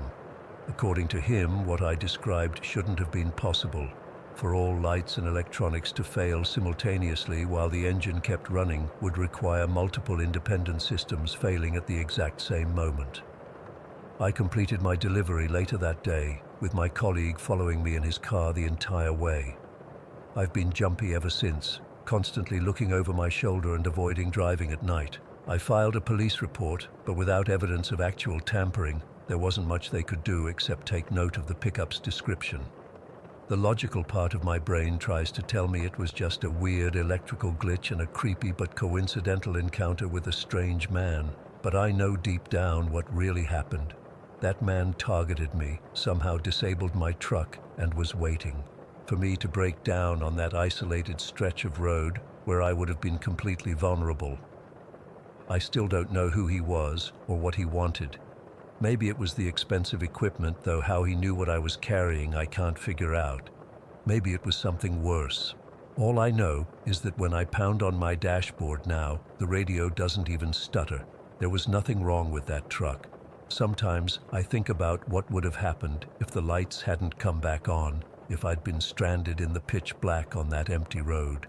I'm convinced I narrowly escaped becoming one of those missing persons cases that never get solved. I just hope by sharing this, someone else might be more careful than I was. Story 11. I don't usually share this stuff online, but I need to get this off my chest. I've been carrying it around for too long, and maybe writing it out will help me make sense of what happened. I was a detective with Riverside PD for 15 years before I took early retirement. The department will say it was for personal reasons, but anyone who worked there in late 2005 knows the real story. It started in September when we finally moved back into headquarters after this massive renovation project. The whole building got modernized, new computer systems, updated offices, and completely redone interrogation facilities. Everyone was excited about the fancy new setup. For context, our old interrogation rooms were straight out of the 70s. Dingy lighting, crappy recording equipment, the works. I remember the first day back. Chief Morris was showing us around like a proud dad, pointing out all the improvements. The new interrogation wing had 8 rooms total, all with those one-way mirrors and separate observation areas.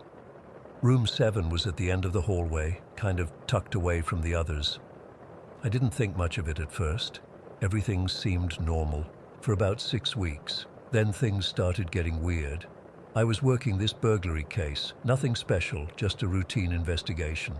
I had a witness in room 7 and was reviewing his statement. About 10 minutes in, I started feeling cold, like really cold. I remember thinking the AC must be cranked up too high, but only in that specific room. I even asked the witness if he was cold, but he just shrugged and said it felt fine to him. After the interview, I mentioned it to Martinez, one of the other detectives. He laughed it off, said I was getting old and my circulation was probably shot. Whatever. I didn't think much of it until it happened again a few days later. This time I was in the observation area watching Ramirez interview a shoplifting suspect. Same thing, freezing cold, but only in that little observation space. I actually went to grab my jacket. When I came back, I noticed something else, a dull headache forming behind my eyes. By the time the interview wrapped up, I felt like someone was driving an ice pick through my skull. Over the next couple weeks, other officers started mentioning similar experiences. Mitchell complained about feeling nauseous after spending an hour in observation. Chen said she got a bloody nose out of nowhere while watching an interview. We all just chalked it up to the ventilation system needing adjustment. The maintenance guys came, checked everything, said it was all working fine. Then came November 15th. I'll never forget that date as long as I live. I was interrogating this guy, Marcus Winters, about a series of break-ins. Nothing violent, just property crime. Winters wasn't even what you'd call a hardened criminal, just a desperate guy with a drug problem. The interview started normally enough. He was nervous but cooperative, answering questions without much resistance. About 20 minutes in, I noticed the temperature dropping.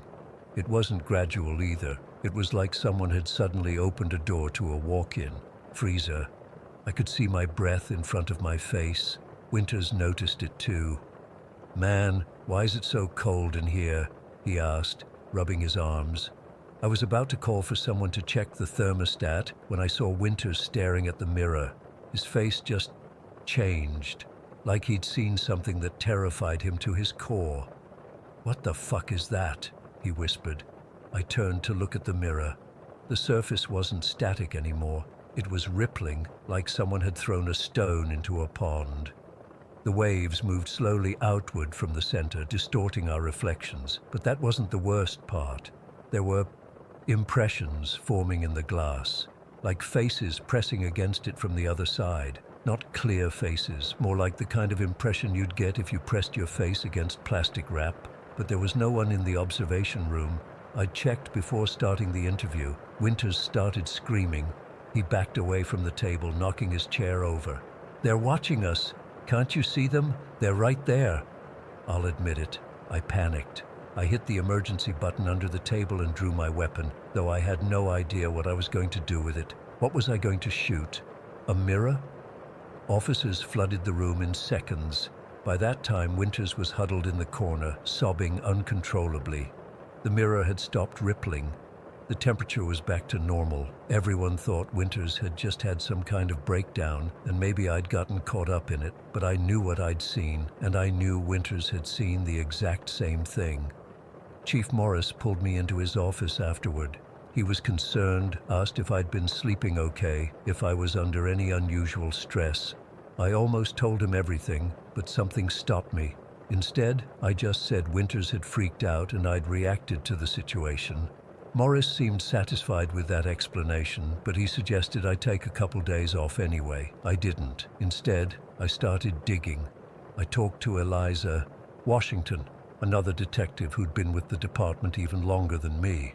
Eliza was the unofficial historian of Riverside PD. If anyone knew anything about the building, it would be her.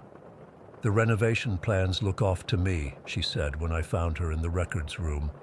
She had the original building plans laid out next to the renovation blueprints. "Look at room 7. The dimensions don't match." She was right. According to the original plans, the space where room 7 now stood was smaller by about 8 feet. The renovation had somehow expanded the room, but there was no indication of where that extra space had come from. "Did you know this building used to be a county medical facility?" Eliza asked, pulling out an old folder. "Back in the 50s and 60s, the police department didn't move in until the 70s. The folder contained photos of the original facility. In one black and white image, medical staff posed in front of the building. The caption identified one of them as Dr. Adrian Felton, chief pathologist. The basement was a morgue," Eliza continued. "That whole interrogation wing is where they used to do autopsies and store bodies." Something cold settled in my stomach as she said this. It wasn't just the information, it was the way the temperature in the records room suddenly seemed to drop. Eliza must have noticed my expression. "You okay? You look like you've seen a ghost." "Maybe I have," I muttered. That night I couldn't sleep. I kept seeing that rippling mirror, those impressions pushing through from the other side. Around 3 in the morning I gave up and drove back to the station. I needed to see room 7 again, needed to prove to myself that it was just an ordinary room. The night desk sergeant barely looked up when I signed in. I made my way to the interrogation wing, which was deserted at that hour. The hallway felt longer than I remembered, the fluorescent lights buzzing overhead like angry insects.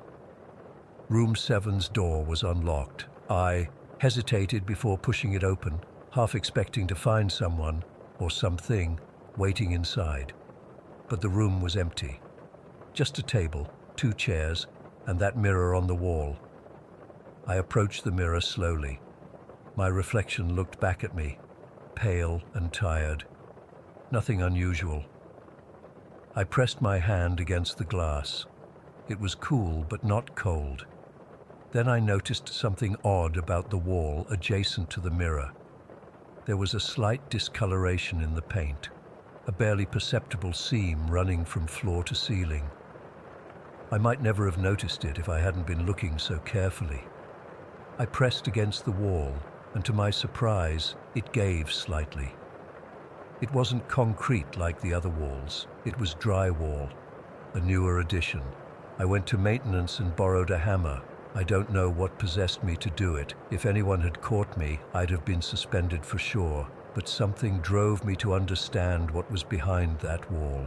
The drywall crumbled easily under the hammer. After making a hole big enough to see through, I shined my flashlight inside. There was a small chamber behind the wall, maybe 8 feet deep, exactly the discrepancy Eliza had noted in the plans. The space was filled with old equipment, a rusted examination table, metal cabinets, and shelves lined with dusty glass jars. I enlarged the hole and stepped through. The jars contained specimens preserved in yellowish fluid. Most were unidentifiable masses of tissue, but some were unmistakably human brain matter. Labels on the jars bore dates from the 60s and a set of initials. AF Dr. Adrian Felton. In one corner sat an old machine that looked like a primitive electrical generator with attached electrodes. Beside it was a logbook, its pages brittle with age. I carefully opened it and read Dr. Felton's cramped handwriting. Experiment 17. Applied 2.5 V current to specimen B6 for 30 seconds. Tissue showed unexpected response. Electromagnetic readings off the scale. Possible preservation of neural activity post-mortem. Further investigation required. The entries continued, describing increasingly disturbing experiments involving electrical currents applied to preserved brain tissue. The final entry was dated June 1967. Breakthrough achieved. Sustained neural activity maintained in specimen group C through continuous low-frequency current. Evidence of collective response when stimuli applied to multiple specimens simultaneously. University board meeting tomorrow to present findings. There was no mention of what happened at that meeting, but given that this hidden room existed, I could guess that Dr. Felton's research hadn't been well received. Had he been continuing his experiments in secret? And what happened when the police department took over the building? I was so engrossed in the logbook that I almost missed the sound, a soft, wet, squelching noise coming from one of the specimen jars.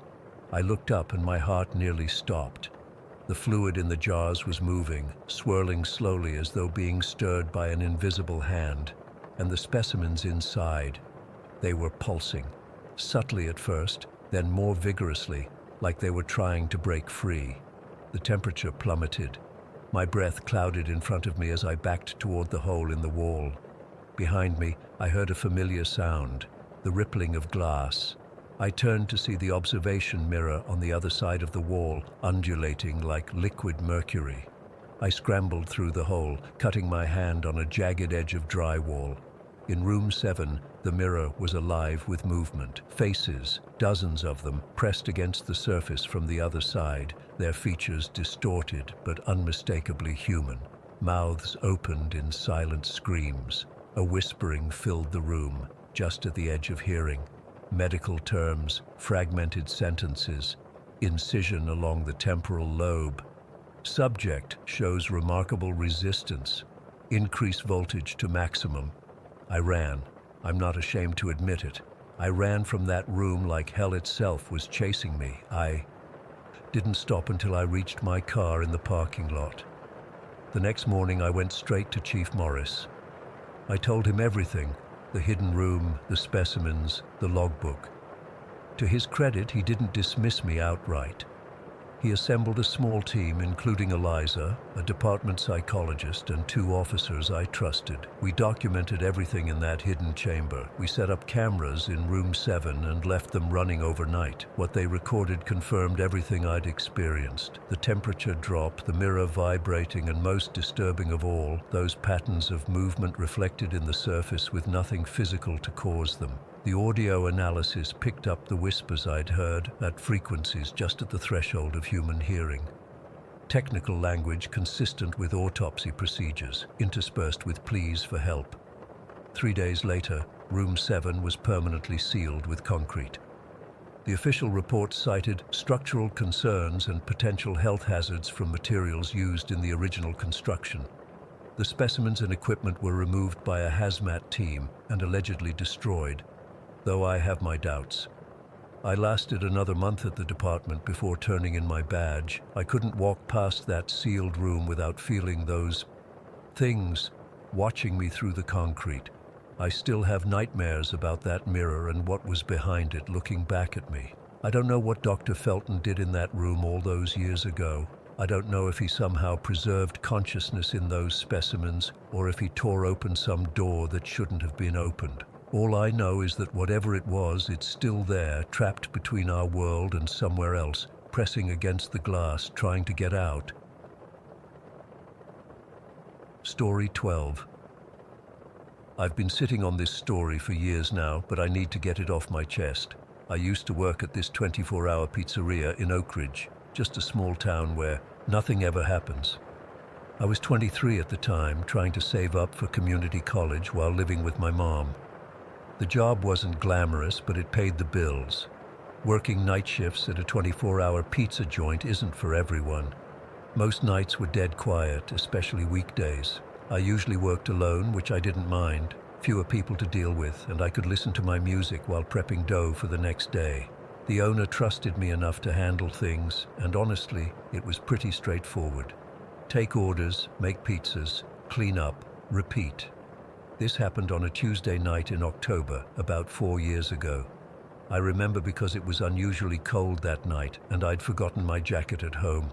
My shift started at 9 in the evening, and everything was normal at first.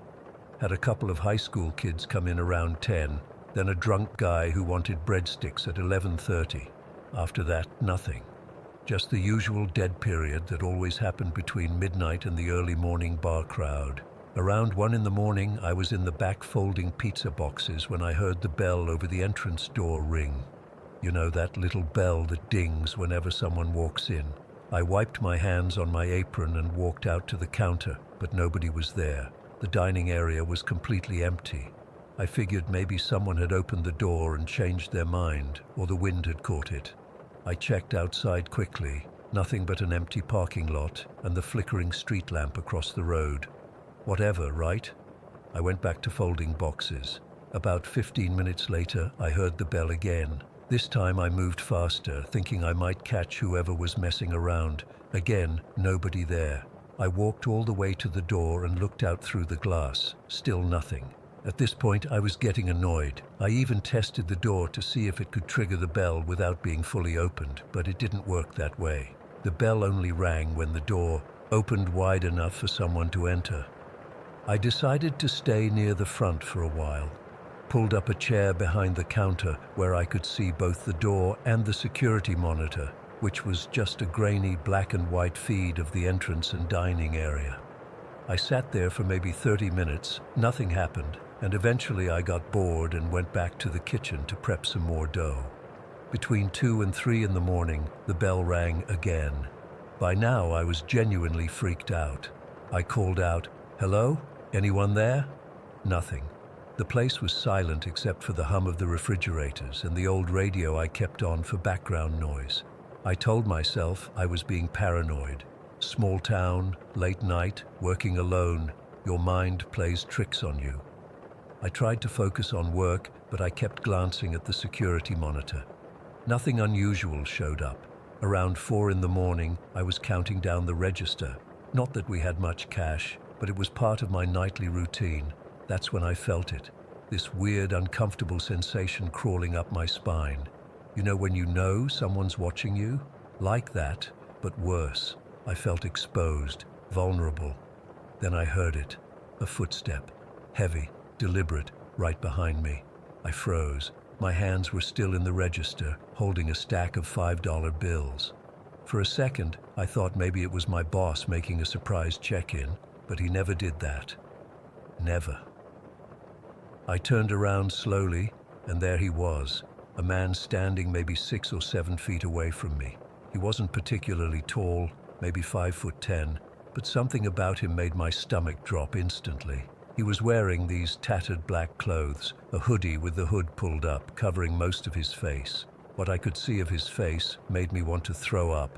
His eyes were this unnatural reddish color, sunken deep into his face. The skin around them was pale, almost gray, and he had a knife, not a kitchen knife or anything normal. It looked older, with a wooden handle, clutched in his left hand so tightly his knuckles were white. We just stood there staring at each other. I couldn't move, I couldn't breathe. My heart was pounding so hard I swear it was shaking my whole body. I managed to stammer out, You can have the money in the register." I slowly moved my hands away from the cash drawer, trying to show I wasn't a threat. He didn't move, didn't speak, just kept staring with those horrible eyes. They weren't just red like someone who'd been crying or smoking something. They were wrong, like something was broken inside this person. The silence stretched for what felt like hours, but was probably only 30 seconds. He wasn't moving toward me, but he wasn't leaving either. I realized I needed to get out of there. The back door was too far. I'd have to pass him to reach it. The front door was my only option. I took a deep breath and made a decision. In one motion, I slammed the register shut and vaulted over the counter. I'm not athletic at all, but fear does crazy things to you. I landed awkwardly, nearly twisting my ankle, but adrenaline kept me moving. I sprinted for the door, not looking back. As I reached for the handle, I heard him moving behind me, fast footsteps getting closer. I yanked the door open, the bell jingling wildly, and ran out into the parking lot. The cold air hit me like a slap, but I kept running. I made it to the edge of the lot before I dared to look back. The man had followed me outside, standing just beyond the pizzeria's entrance. He'd stopped running, just stood there, knife still in hand, watching me. I kept backing away, fumbling for my phone in my pocket. Then, and this still haunts me, he just turned around and went back inside. Calm as anything, like he wasn't just chasing me with a knife, like this was all perfectly normal. I ran across the street to the gas station and called the police. My hands were shaking so badly I could barely dial. The guy at the counter could tell something was wrong and locked the doors immediately. The cops arrived within minutes, one benefit of living in a small town, I guess. They approached the pizzeria with guns drawn, but by then, things had gotten worse. The officers found the place trashed, absolutely destroyed. All the chairs and tables were overturned, the glass display case for pizzas shattered. The dough I'd been prepping was thrown all over the walls. The register was empty. Not that there was much in there, maybe $200 total. But the worst part, he'd gone out to the parking lot and keyed my car. Not random scratches, but actual words. Watching you. Then he'd disappeared, presumably through the back door that led to the alley. The police took my statement, searched the area, but found nothing. No fingerprints either. The guy must have worn gloves. The security footage was useless too. The camera caught him entering during one of those bell rings, moving quickly past the dining area and disappearing into the kitchen's blind spot. He must have hidden somewhere in the back, maybe in the walk-in freezer or the storage room, for at least an hour before he approached me. The detective said he probably had been watching me from across the street, figuring out my routine. The bell was just a way to mess with me, to see how I'd react, to enjoy my fear before he made his move. I quit that job the next day. The owner understood. He even paid me for the whole week and helped me file a police report about my car. But I couldn't go back there, not after that. For weeks afterward, I kept checking over my shoulder, convinced I was being followed. I'd wake up in the middle of the night, certain I'd heard that bell ringing. We never found out who he was. The police said it was probably someone passing through town, maybe with mental health issues. They increased patrols around the pizzeria for a while. But nothing like that ever happened again. I still live in Oak Ridge, but I don't go out after dark if I can help it. I've got a new job now, working days at the hardware store. Better hours, better pay, and most importantly, I'm never alone there. Sometimes I wonder what would have happened if I hadn't run when I did. What was he planning to do with that knife? Why did he just stand there watching me? And how long had he been hiding in that pizzeria before I noticed him? It's been 4 years, and I still have nightmares about those eyes, about the sound of that bell ringing in an empty restaurant, about the words scratched into my car. The worst part is not knowing who he was, or why he chose that place, that night, me. Not knowing if he's still out there somewhere, watching someone else now, or if he's still watching me. Story 13. I'll never forget the night of October 28, 2013. Not because it was particularly cold for late October in eastern Kentucky, or because it was my 4th night shift that week, but because it was the night Frank Mercer vanished on my watch. I was working dispatch for Eastern Freight at the time, had been for about 7 years. You get to know your drivers, their habits, their quirks when they call in for their breaks. Frank was one of our veterans, 15 years with the company, reliable as they come. He'd been driving the Cincinnati to Virginia route for almost a decade, twice a week. Never a late delivery, never a complaint. That night, I was monitoring the GPS trackers on our fleet when I noticed Frank's truck had stopped at 9:17 p.m. on Road 17, Kentucky State Route 17 through the Appalachians. It wasn't a designated rest area, which was unusual for Frank. He was meticulous about where he stopped, always choosing well-lit areas with other trucks around. This spot was in the middle of nowhere. I wasn't immediately concerned. Drivers sometimes pull over to check their load if they hear something shift or just to stretch their legs. But when the truck started moving again 6 minutes later, I made a note of it. At 9:36 p.m., the system flashed red. Emergency braking had been activated on Frank's truck. That's when my stomach dropped. Emergency braking means the driver slammed on the brakes hard enough to trigger the alert system. I immediately tried to reach Frank on his CB radio. Nothing. I called his cell phone. It rang and rang. No answer. Protocol required me to wait 15 minutes before calling state police, in case it was a false alarm or the driver was handling a minor situation. Those 15 minutes were the longest of my life. I kept trying Frank on every communication channel we had. The radio just gave me static. His phone kept ringing without answer. At 9:52 p.m., I called the Kentucky State Police. Trooper Michael Harding was dispatched to the location. While waiting for updates, I pulled up the GPS history for Frank's truck. The route had been normal until that first unexpected stop at 9:17 p.m. Then there was the 6-minute pause, followed by movement, and finally the emergency braking at 9:36 p.m. Something wasn't adding up. At 10:40 p.m., Trooper Harding called in. His voice was tense. "The truck's here, pulled over properly with hazards on, engines still running, no driver." My heart started racing. "What do you mean, no driver? Did you check the sleeper cab?" "Checked everywhere. Door was unlocked, interior lights on. His wallet, phone, and logbook are all here. Even his jacket is still on the passenger seat, and it's about 35 degrees out here." I asked if there were any signs of a struggle, thinking maybe Frank had been carjacked. "Nothing obvious," Harding said. "But here's the weird part. There are no footprints around the truck. None. The ground is soft from the rain earlier today. If he'd walked away, we'd see footprints." I remember feeling dizzy at that moment. How does someone exit a truck without leaving footprints? "One more thing," Harding added, his voice lower now. "There are marks on the inside of the windshield. Looks like finger smudges, like someone was, I don't know, clawing at it from the inside." The police launched a search immediately, but I already had a sinking feeling they wouldn't find Frank walking along the highway. Something was very wrong. The next morning, I went to the impound lot where they'd towed Frank's truck. I needed to see it for myself. The police had already collected evidence, but they let me look around. Everything was just as Frank would have kept it, neat, organized. His thermos of coffee was still half full in the cup holder. His reading glasses were on the dashboard. His overnight bag was tucked behind the driver's seat with clean clothes for the next day. I noticed the dash cam and asked if anyone had reviewed the footage yet. They had, but agreed to let me see it. The video showed normal driving until 9:22 p.m. when it abruptly cut out. The last frames just showed empty road ahead, illuminated by the headlights. But the audio continued for a few more seconds.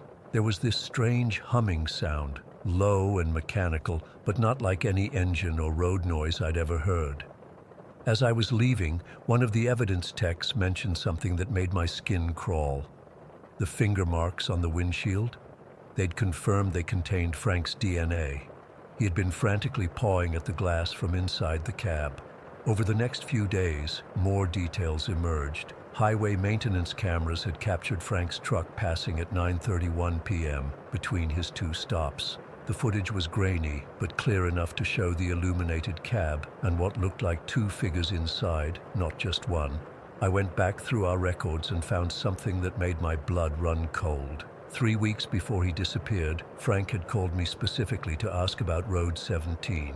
He rarely called dispatch, except to report arrival times or issues with deliveries. But that night, he'd sounded worried.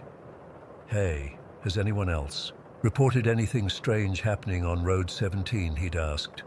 "What kind of strange?" I'd replied. I don't know. Weird stuff with the radio picking up voices. Sounds like English but played backwards or something. And twice now my lights have dimmed for no reason when I'm in that stretch between mileposts 87 and 93. Last week my engine shut down completely for about 30 seconds, then started back up like nothing happened. I checked our incident reports and told him no one else had reported similar issues. I suggested he might want to have the electrical system checked next time he was in the garage. He'd laughed it off, saying maybe he was just getting paranoid in his old age. I didn't think much of it at the time. After his disappearance, I asked around among our other drivers. Most avoided talking about Road 17, especially the night shifts. One driver, Calvin Tucker, finally opened up. Calvin had retired the year before after 30 years on the road. Frank called me about 3 weeks before he vanished, Calvin told me. Asked if I'd ever experienced anything unusual on that stretch of Road 17. I told him I always avoided it after dark if I could. Too many stories over the years. What kind of stories? I asked. Calvin looked uncomfortable. Drivers seeing things that shouldn't be there. Hearing voices on their radios when they're out of range of any station. Electrical problems with perfectly maintained rigs. A few drivers have gone missing over the decades. They usually find them eventually. Breakdowns, medical emergencies, or they just quit and walked away. But not always. I joined the search parties on my days off. We combed the woods on both sides of the highway for miles. Nothing. Not a single trace of Frank. It was as if he'd been lifted straight out of the truck. The local residents had their own stories about that night. Several reported brief power outages around 9:30 p.m. One elderly woman who lived about a mile from where Frank's truck was found said all the dogs in the area started howling at exactly the same time. A family returning home claimed they saw unusual blue-white lights moving erratically in the sky, but couldn't tell if it was an aircraft. 2 months after Frank disappeared, a hiker found his eastern freight cap wedged in tree branches nearly 30 feet above ground level, about half a mile from where the truck had been abandoned. The strange thing was, the cap showed no signs of weathering despite being exposed to the elements for months. It looked brand new, like it had just been placed there. The Kentucky State Police eventually released the audio from Frank's dash cam, hoping someone might recognize the unusual humming sound. Audio experts analyzed it and said it was mechanical in nature, but didn't match any known vehicle or aircraft engine. It's been years now, and I still think about Frank every day. I left Eastern Freight about 6 months after his disappearance. Couldn't handle watching the GPS dots of our trucks moving along those same routes, wondering if another would suddenly stop where it shouldn't. I've spent countless hours researching similar cases. There are more than you'd think. People who vanish from enclosed spaces, leaving behind personal items they wouldn't abandon voluntarily. Sometimes there are strange lights reported in the area. Sometimes electronic equipment malfunctions. Sometimes there are unusual sounds. The official investigation remains open but inactive. Missing person, circumstances unknown, is how they classified it. But those of us who knew Frank, who've driven those roads, who've heard the stories, we know there's more to it. Today, many truckers refuse to travel Road 17 after dark. They create lengthy detours that cost them time and fuel, but they do it anyway. The road has developed a reputation. Dispatchers have learned not to question when a driver says they're taking the long way around. I still visit the spot where Frank's truck was found on the anniversary of his disappearance. I leave flowers by the guardrail and sit in my car watching the road. Waiting. For what? I'm not sure. Sometimes I think I hear that humming sound just at the edge of my hearing. Sometimes the radio in my car picks up fragments of conversations that don't sound quite right, words that seem to be in English but somehow backward or distorted.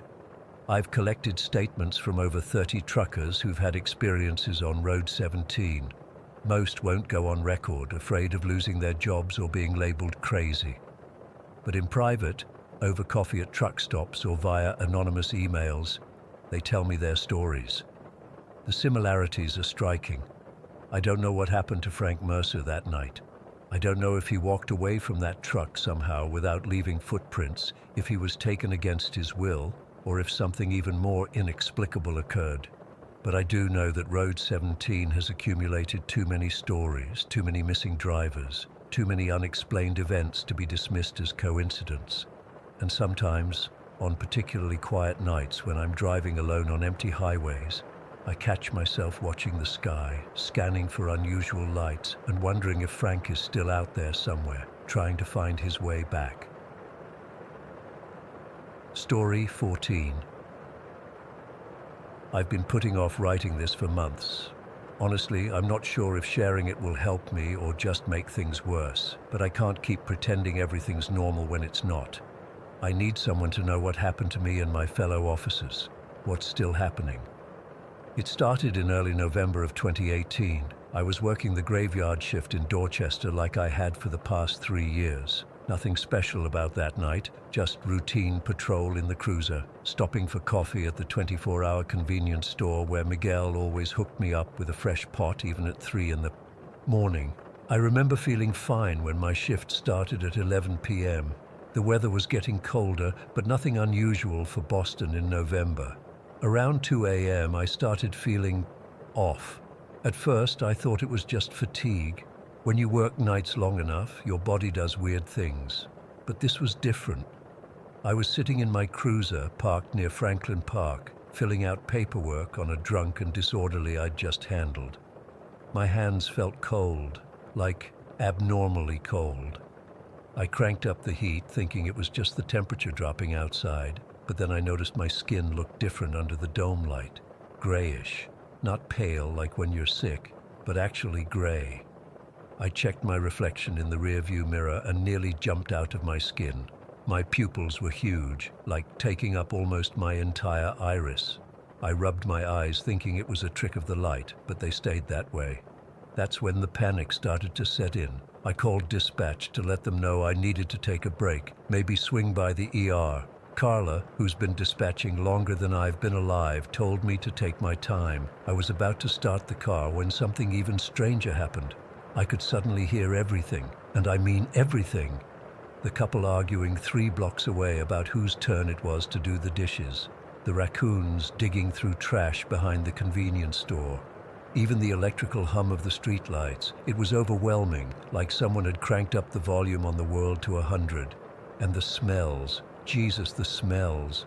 I could smell what people had eaten for dinner in houses I drove past. I could smell the difference between the rats and the mice in the alleys. It was like my senses had gone into overdrive. I should have gone straight to the hospital. That would have been the smart thing to do. But I didn't.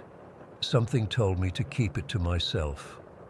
Looking back, I wonder if that was the first sign that whatever was happening to me wasn't just affecting my body. The rest of my shift was a blur. I remember feeling disconnected from everything, like I was watching myself go through the motions. My emotions just flatlined. Not depressed, not happy, just nothing. But my mind was racing, processing information faster than ever before. I made it home around 8 a.m. and checked my temperature. 95.3 degrees, way below normal. I should have been shivering, but I felt fine. Better than fine, actually. I felt efficient.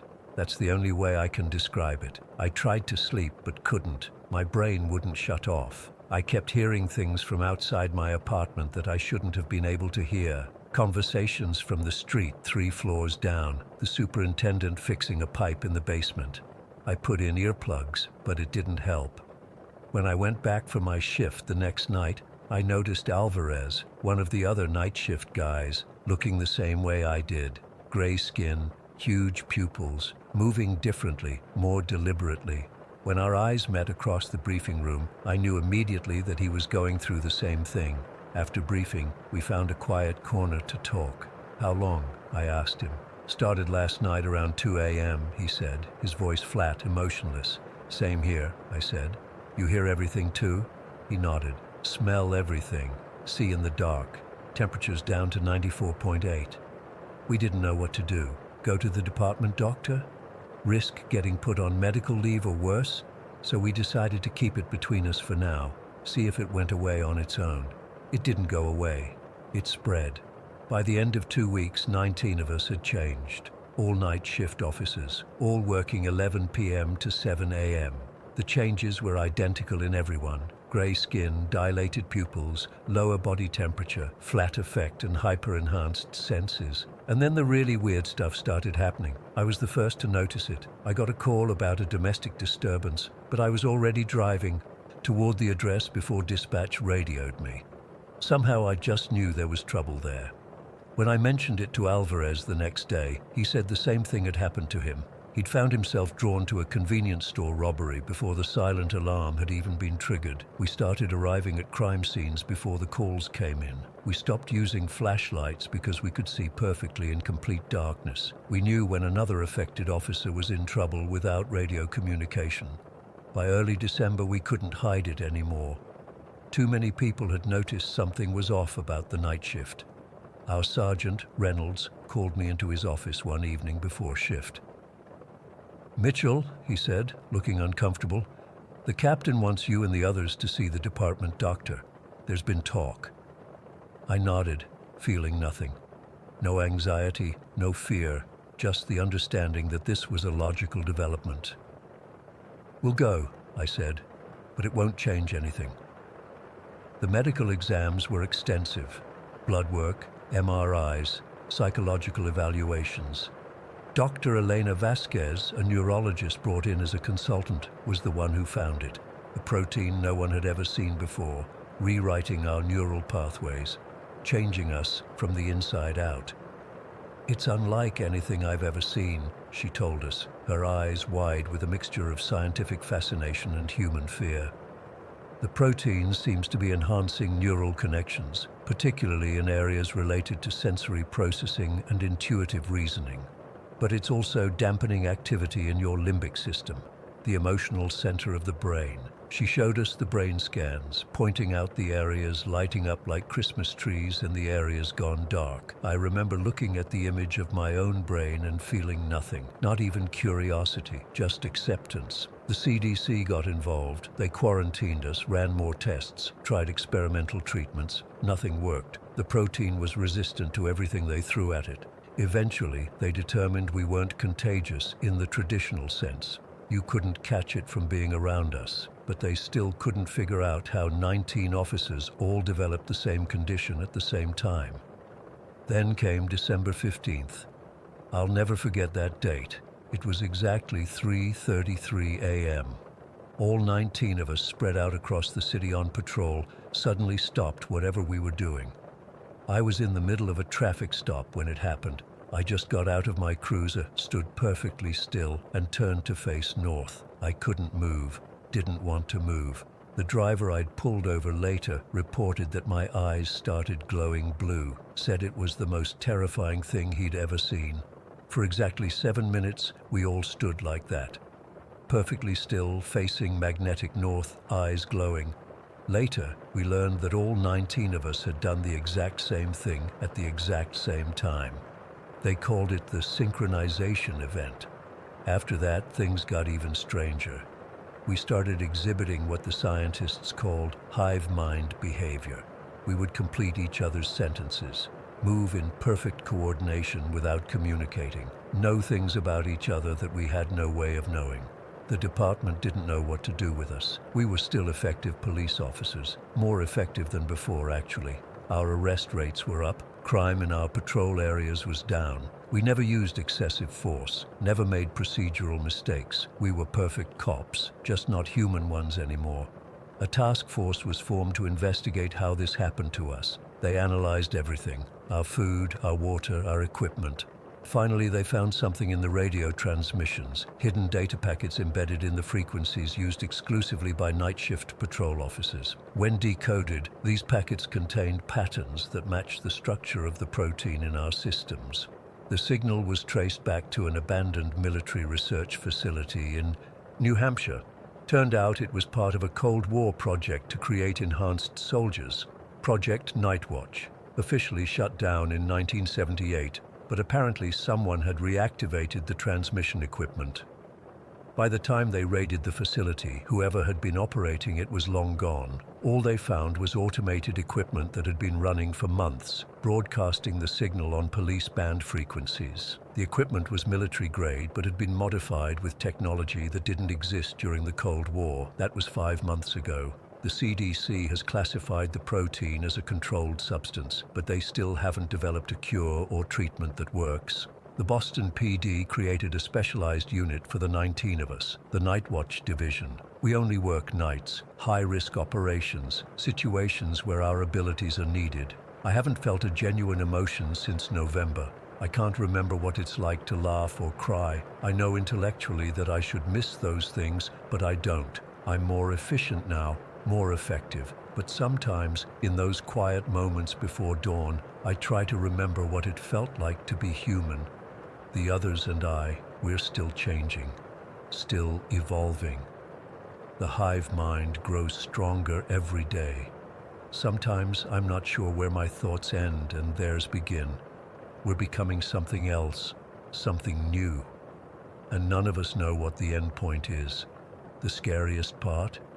Deep down, in whatever remains of the human part of me, I'm starting to think that whoever reactivated Project Nightwatch isn't finished with us yet. We're just the beginning of something bigger, something worse. And I know, we all know, that someday soon, we're going to receive new instructions. And when that happens, God help us all. Story 15. I've been debating for weeks whether to post this. I'm using a throwaway account for obvious reasons. I don't expect anyone to believe me, but I need to document this somewhere before I lose my grip on reality completely. I moved to Thornwood, Massachusetts back in 2016 to research New England folk practices for my PhD in cultural anthropology. Boston University had given me a grant to study small-town traditions, and Thornwood seemed perfect, picturesque, historically preserved, about 1,800 residents. The town appears in travel magazines every autumn when the foliage turns. You know the type. White church steeple, colonial architecture, town square with a gazebo. Norman Rockwell stuff. What initially caught my attention was a passing reference in a regional tourism guide mentioning that Thornwood observes traditional maintenance closures annually. Digging deeper, I found that for 13 days beginning February 22nd, the entire town essentially shuts down, completely. No business is open, no school, no municipal services except absolute emergencies. The official explanation was infrastructure maintenance, but no other town in New England did this. I spent my first 6 months in Thornwood doing standard fieldwork, interviewing residents, attending town meetings, researching local archives. People were friendly but evasive about the February shutdown. Just how things are done here was the common response. Some mentioned town tradition dating back to the town's founding in 1788. I hit dead ends everywhere. Then in December, I received a handwritten letter from Eleanor Hargrove, a 93-year-old resident living in the town's only nursing facility. She'd heard about my research and wanted to talk. I visited her the next day. Eleanor was frail but mentally sharp. Her room was filled with black and white photographs of Thornwood dating back decades. She spoke quietly, constantly glancing at her door as if worried about being overheard. "You're asking the wrong questions," she told me, her bony fingers gripping my wrist with surprising strength. "Nobody will tell you about the dormancy, not directly." That was the first time I heard the term dormancy. Eleanor explained it was the local name for the 13-day period. She reached under her mattress and pulled out a leather-bound journal. "I've kept records for 70 years, she whispered. "Take it, read it, but don't let anyone know you have it." I took the journal home and stayed up all night reading. What I found seemed impossible. Decades of detailed accounts describing what appeared to be a town-wide ritual of synchronized sleep. According to Eleanor, every resident of Thornwood entered a collective sleep state for exactly 13 days, during which their essence, her word, served as nourishment for something she called the benefactor that lived beneath the town. I initially dismissed it as the delusions of an elderly woman, but her journal contained verifiable details, names, dates, specific events that correlated with town records. She documented 229 deaths since 1788, all the oldest citizen in town, all during this 13-day period, all officially recorded as natural causes. Most disturbing were her descriptions of the dream Thornwood, a shadow version of the town where residents experienced the dormancy while their physical bodies remained in bed. In this dreamscape, they would offer memories to darkness that emerged from below the town.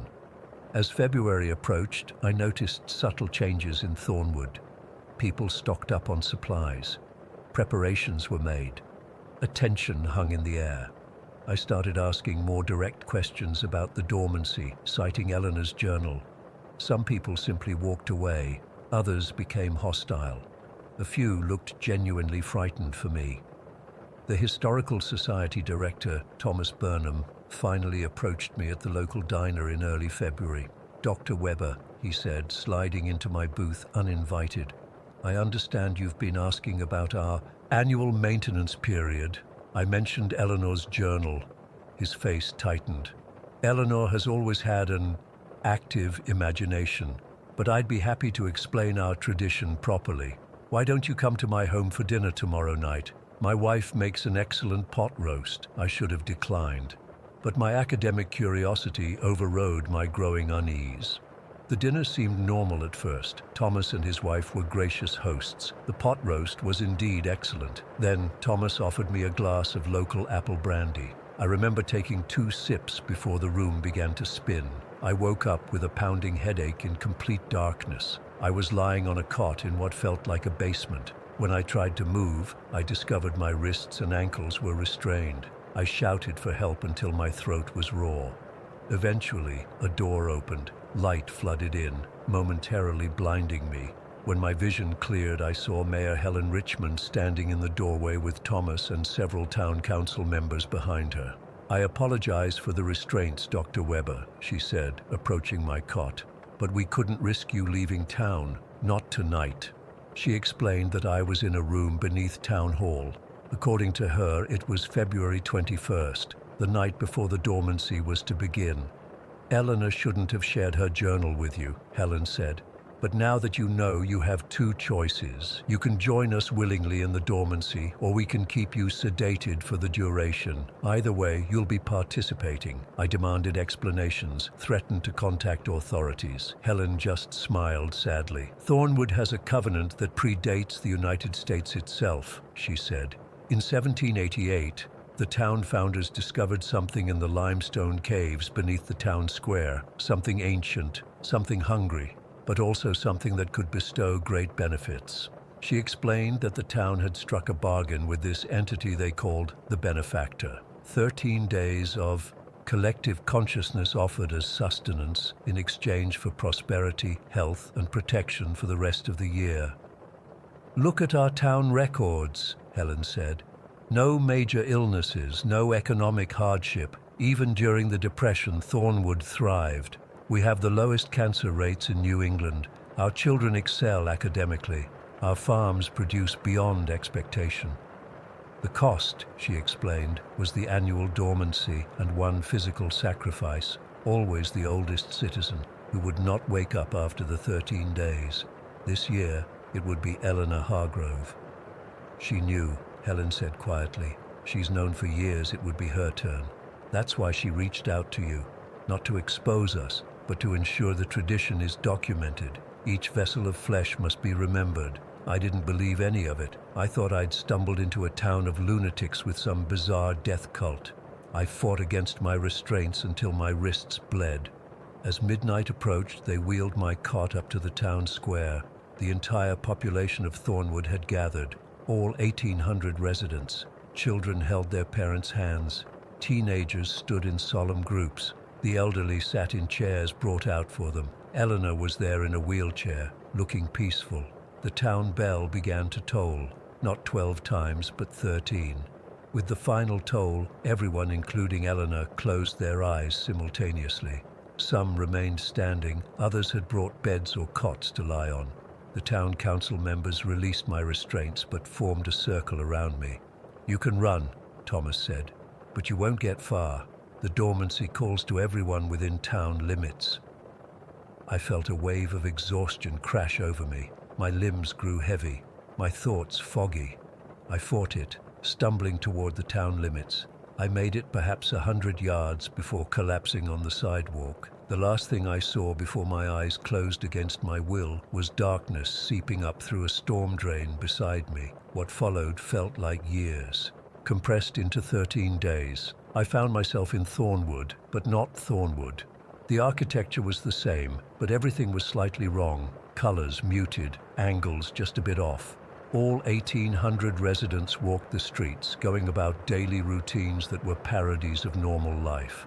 Every night in this dream, Thornwood, black tendrils would emerge from drains, from cracks in the sidewalk, from the soil itself. We would approach these tendrils willingly, allowing them to touch our foreheads. With each touch, I felt memories being extracted, not taken completely, but sampled, like someone tasting food. Time worked differently there. What felt like weeks passed. I saw Eleanor often, always smiling. On what seemed like the 5th year, but was perhaps the 5th day, the entire town gathered in the square. Eleanor walked to the center where a pit of absolute darkness had opened. She turned, waved to us all, and stepped in willingly. The darkness consumed her. I woke up on March 7th, lying on a bench in the town square. Everyone else was awakening too, returning to their homes as if nothing unusual had happened. I immediately went to the nursing home. Eleanor's room was empty, her belongings already packed away. The official record showed she died peacefully in her sleep of natural causes. I spent the next month investigating frantically. Town records confirmed exactly 230 deaths coinciding with the dormancy since 1788. I found geological surveys showing extensive limestone cave systems beneath the town. I even located historical accounts from the town's founders describing the discovery of something beyond mortal comprehension in those caves. Most disturbing of all, I noticed changes in myself. A chronic back pain I'd had for years was gone. A small mole on my arm that my doctor had been monitoring had disappeared. I felt healthier than I had in decades. I planned to leave Thornwood, to take my evidence to colleagues, to authorities. But something kept delaying my departure. First practical matters, finishing interviews, organizing notes, then strange dreams of the shadow Thornwood, pulling me back even while awake.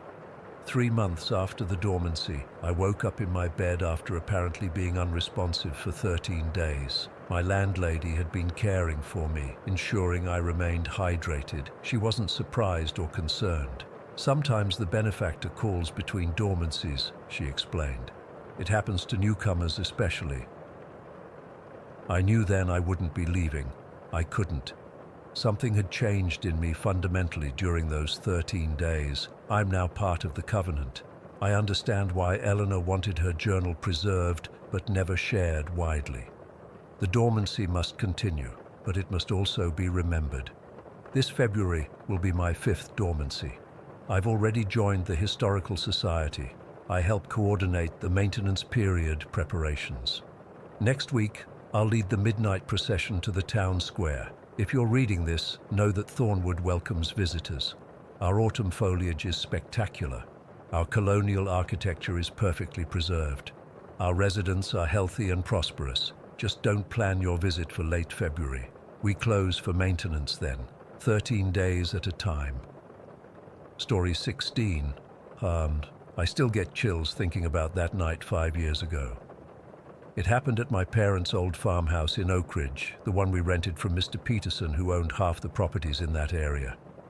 It was just a small rural town where everyone pretty much knew everyone, or at least that's what we thought. I was 17 then, and had been having these awful recurring nightmares. They were so bad that I'd started sleeping in my parents' room occasionally, something I hadn't done since I was like 8. Looking back, I'm so grateful I was in their room that night. My dad had just switched from night shift to day shift at the factory outside town. For years, he'd worked nights, coming home as we were getting up for school. The switch to day shift had only happened 2 weeks before, and if he'd still been working nights when it happened, I honestly don't think I'd be here typing this. It was around 2:30 in the morning when we heard it, a loud crash against our front door that jolted all three of us awake. My mom sat up first, and then we heard a woman's voice screaming, "Help! Please help me! Oh my God, he's going to kill me!" I remember my heart racing so fast I thought it would burst. Dad immediately got out of bed and motioned for us to stay put. Mom and I just looked at each other, frozen. The screaming continued. "Help! Please, let me in! He's coming!" I could hear the woman sobbing hysterically between screams. The sound was so raw and desperate that I started shaking. Mom, being Mom, immediately wanted to help. She's always been that way, the type who stops for every stray animal and volunteers at homeless shelters. She threw back the covers and whispered, "We have to do something." Dad had grabbed the baseball bat he kept beside the bed and was already heading downstairs. Mom and I followed him, though he kept turning back and trying to wave us away. The house was dark, except for the dim glow of the nightlight in the hallway. Every creak of the old farmhouse floorboards made me jump. When we got downstairs, Dad went straight to the fireplace and grabbed this heavy wool sock filled with something. I later found out it was filled with ball bearings. He'd made it years ago when we lived in a rougher neighborhood. Mom reached for the door, saying, "We need to help her. Open the door." But Dad put his hand on hers and shook his head. "Wait," he whispered. The woman outside was still crying and pleading. "Please, I need help. He's coming. He's going to kill me. Please let me in." Dad called through the door, keeping his voice steady but cautious. "What's happening? Who's after you? Where are they?" There was a slight pause, so brief I almost didn't notice it, before she answered, "I just need to get in before he gets here, please, please." More crying followed. Dad looked at Mom and me with an expression I'd never seen before. Then he reached over and flipped on the porch light.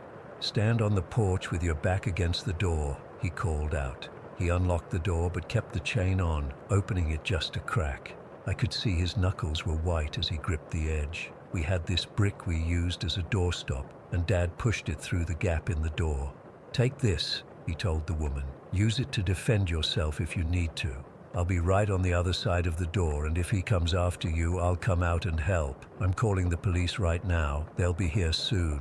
What happened next still gives me nightmares. The woman's entire demeanor changed. The crying stopped instantly, like someone had flipped a switch. She started pounding against the door with her whole body, not just her fists. It wasn't the desperate knocking of someone afraid. It was violent, angry. The door shook on its hinges. "What the hell is wrong with you?" she screamed, her voice completely different now. "Let me into this damn house right now. What kind of people are you?" Dad shoved the door closed with his shoulder and locked all three locks. Mom was frozen, her hand over her mouth. I remember feeling like I couldn't breathe. Dad grabbed the phone and called 911, speaking quickly but clearly, explaining the situation. We waited in the living room, lights on now, Dad standing by the window with his makeshift weapon, Mom and I huddled on the couch. The minutes felt like hours. Every sound outside made us jump. Was she still there? Was someone else out there with her? The police arrived in about 10 minutes, though it felt like forever. By the time they got there, the woman was gone. The brick sat on one of the porch steps, but there was no sign of her. The officers searched around the property but found nothing. They took our statement and told us to keep the doors locked, promising to patrol the area more frequently that night. I didn't sleep at all for what was left of that night. None of us did. We all sat in the living room with all the lights on until morning came. A few days later, we heard through my dad's brother-in-law, who worked at the sheriff's office, that there had been similar incidents in the area. The police had set up an unmarked car near a house where someone had reported a similar disturbance. No lights, no sirens, just waiting. An officer watched as a woman, matching the description we gave, approached a house and began the same routine. As she stood at the door, crying and pleading, the officer noticed movement in the bushes beside the porch. When they approached, a man came running out from his hiding place. They caught him after a short chase and found a kitchen knife in the bushes where he'd been waiting. It turned out the man and woman were working together. She would try to get people to open their doors by pretending to be in danger, and once inside, she'd let him in too. The police weren't sure of their exact intentions, robbery, murder, or worse, but they had priors for home invasion and assault. When my dad's brother-in-law told us this, I remember looking at my dad with new eyes. He'd grown up in a really rough neighborhood in the city before moving to our small town, and he'd always maintained this cautious attitude that sometimes annoyed me as a teenager.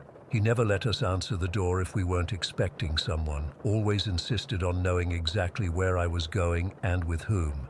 I used to think he was overprotective and paranoid. That night changed everything for me. I realized his paranoia had potentially saved our lives. I've thought a lot about what might have happened if Dad had still been working night shift. It would have just been Mom and me. Mom, who would have opened that door without hesitation to help someone in need. The thought makes me sick to my stomach. We moved out of that house 3 months later. Mom couldn't stand being there anymore, jumping at every sound, checking the locks multiple times before bed. I started having panic attacks whenever someone knocked at our door. To this day, I never answer my door unless I'm expecting someone. I have cameras installed at every entrance to my apartment. Some might call it paranoia, but I know better. I know what can happen when you trust too easily. I still wonder about that woman sometimes. How many houses she'd successfully gotten into before ours. How many people weren't as lucky as we were. I wonder if she felt any remorse for what she was doing, or if it was just a job to her. But mostly, I'm just grateful for my dad's instincts that night, for the fact that he'd switched to day shift just 2 weeks earlier, and that I happened to be in their room instead of alone in mine at the other end of the house. I used to think the scary stories were just things that happened to other people, in other places. Now I know better. Sometimes the monsters aren't hiding under your bed, they're standing at your front door crying for help. Story 17. I never thought I'd share this publicly, but it's been 8 years now, and I still can't make sense of what happened to my family at Twin Lakes. I need to get this off my chest, and maybe someone out there has experienced something similar. My name is Richard, and back in late September of 2015, I took my wife Diane and our kids, Ethan, 16 at the time, and Melissa, 14, camping in San Isabel National Forest in Colorado. We weren't newbies to camping. We'd been doing family trips since the kids were little. We're pretty experienced, always prepared, respect nature, follow the rules. You know, the works. The drive to Twin Lakes was gorgeous with the aspens starting to change. We arrived around 3 in the afternoon, set up our campsite about 70 yards from the water's edge, and spent the first few hours unpacking, gathering firewood, and setting up our fishing gear for the next morning. Normal stuff. Everything felt good. Right. That first evening, we grilled some burgers, toasted marshmallows, told some stupid dad jokes, my specialty, and watched the sunset over the mountains. It was around 8:30 when Diane first noticed something odd. "Listen," she said, holding up her hand. "What happened to the crickets?" I hadn't realized until that moment, but she was right. The forest had gone completely silent. No crickets, no night birds, no rustling leaves despite the slight breeze. Nothing. I've spent enough time outdoors to know that sudden silence usually means a predator is nearby. A mountain lion or bear, maybe. But this was different. This wasn't just the normal pause in forest sounds. It was an absolute void. "Dad, something feels off," Ethan said, looking around nervously. I brushed it off as just one of those weird nature things, told everyone not to worry, and we turned in around 10. Looking back, I should have packed up right then. I woke up at exactly 1:17 in the morning. I remember checking my watch because what woke me was so strange. There was this sound, I still don't know how to properly describe it, like a deep, resonant hum, but also a vibration you could feel in your chest. It wasn't coming from one direction. It seemed to surround us completely. It wasn't particularly loud, but somehow it cut through everything. Diane was already awake, eyes wide, clutching my arm. "What is that?" she whispered. Before I could answer, both kids unzipped their sleeping bags and crawled over to us. "Can you guys feel that?" Ethan asked, hand on his chest. "It's like pressure waves." We sat there for maybe 15 minutes while this sound vibration continued. Then it just stopped. The silence afterward felt heavier somehow. We eventually fell back asleep, but it was uneasy at best. The next morning I tried to rationalize it. Maybe it was some kind of geological phenomenon or distant machinery. The kids seemed okay, eager to explore, so we had breakfast and tried to put the weird night behind us. Ethan went down to the stream to fill our water bottles around 9:30. He came running back, his face a mix of confusion and excitement. "Dad, Mom, you have to see this." He led us to the stream bank where we found 3 separate piles of stones arranged in perfect triangles, and I mean perfect, equilateral triangles with exactly 7 stones in each pile. They were spaced exactly 10 yards apart, following the curve of the stream. The strangest part? The stones in each pile looked nearly identical, same size, same grayish-blue color. I've been around enough to know that finding 7 nearly identical stones in nature is pretty damn unlikely. "Maybe some other campers left them," Diane suggested, but her voice lacked conviction. Melissa pointed into the forest. "There's more." Sure enough, there was another triangle of stones just visible through the trees, and another beyond that. We followed them, counting as we went. 7 triangles in total, extending in a straight line away from the stream. The last one pointed directly at our campsite. The spacing between each triangle was exactly the same. "This is too precise to be random," I said, measuring the distance with my steps. "Someone had to have done this deliberately." But why? And when? We hadn't seen anyone else around our campsite since we arrived. We decided to take a boat out on the lake that afternoon. The water was calm, perfect for fishing. We were about halfway across when Melissa suddenly stood up, nearly tipping the boat. "Dad, there's someone watching us." She pointed to a spot across the lake, near a stand of lodgepole pines. I squinted against the sunlight reflecting off the water and saw what she was talking about. A tall, thin figure standing completely still among the trees. "It's probably just another hiker," I said. But something about the figure's stillness made my skin crawl. We watched for nearly 20 minutes. The figure never moved. Not once. Not even a slight shift of weight or a turn of the head. Nothing. "I'm going to check it out," I decided, steering the boat toward the far shore. Diane protested, but I was already committed. I beached the boat and walked toward where we'd seen the figure. The ground was soft from recent rain, but there were no footprints anywhere. No broken twigs, no disturbed vegetation, nothing to indicate anyone had been standing there. What I did find was another triangle of stones, but this one had something in the center that made my blood run cold. A perfectly preserved deer skull, cleaned of all flesh, its eye sockets packed with what looked like clay from the lake mixed with some kind of crushed herbs or plants. I took some photos on my phone and hurried back to the boat, suddenly very aware of how quiet the forest had become again. When I showed the photos to Diane, she insisted we leave. I was starting to agree, but it was already late afternoon, and packing up would have meant driving through unfamiliar mountain roads after dark. I convinced her we'd be safer staying one more night and leaving first thing in the morning. That second night was when things really escalated. We'd decided to stay up, keep the fire going, and take watches. At exactly 11:30, I checked my watch again. The humming returned. This time it was stronger, accompanied by what Ethan had described as pulses of pressure. Our flashlights, lanterns, and even our cell phones began to flicker in sync with these pulses. On, off, perfectly timed with the waves of sound. This lasted for exactly 17 minutes. Yes, I timed it. When it stopped, the forest erupted with sounds of movement. Branches cracking, undergrowth rustling, like something or several somethings were circling our campsite just beyond the reach of our firelight. We huddled together, backs to each other, flashlights pointed outward. "I don't see anything," Ethan whispered, his voice cracking. Around 1 in the morning, Melissa tugged on my sleeve. "Dad, look up," she said quietly. I tilted my head back and felt my stomach drop. Despite the perfectly clear night, the stars directly above our campsite were gone. Not obscured by clouds, just absent.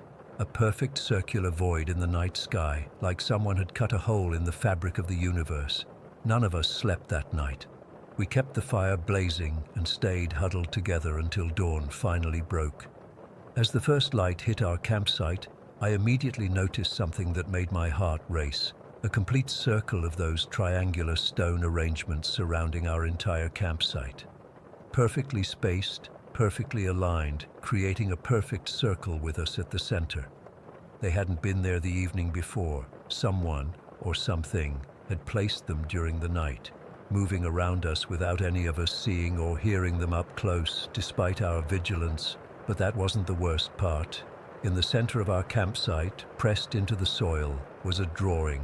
Geometric patterns surrounding what could only be described as rudimentary figures representing the four of us in the exact positions we had maintained throughout the night. Diane was crying now. Melissa was shaking. Ethan looked pale and sick. "We're leaving." "Now," I said, and no one argued. We packed up in record time, hardly speaking. Just as we were about to leave, I called the ranger station. A ranger named Michael Torres agreed to meet us at the trailhead. When we returned with him to the campsite less than 2 hours later, all the stone triangles were gone. Not disturbed or knocked over, completely vanished. The soil drawing was still there, but it looked weathered, as if it had been there for weeks rather than hours. Ranger Torres took samples of the soil and promised to file a report, but I could tell he was skeptical. He mentioned something about pranksters, or maybe we were more tired than we realized. But I know what we saw, what we heard, what we felt. We later learned that 2 other camping groups in completely different areas of Twin Lakes reported strikingly similar experiences during those exact same 3 days.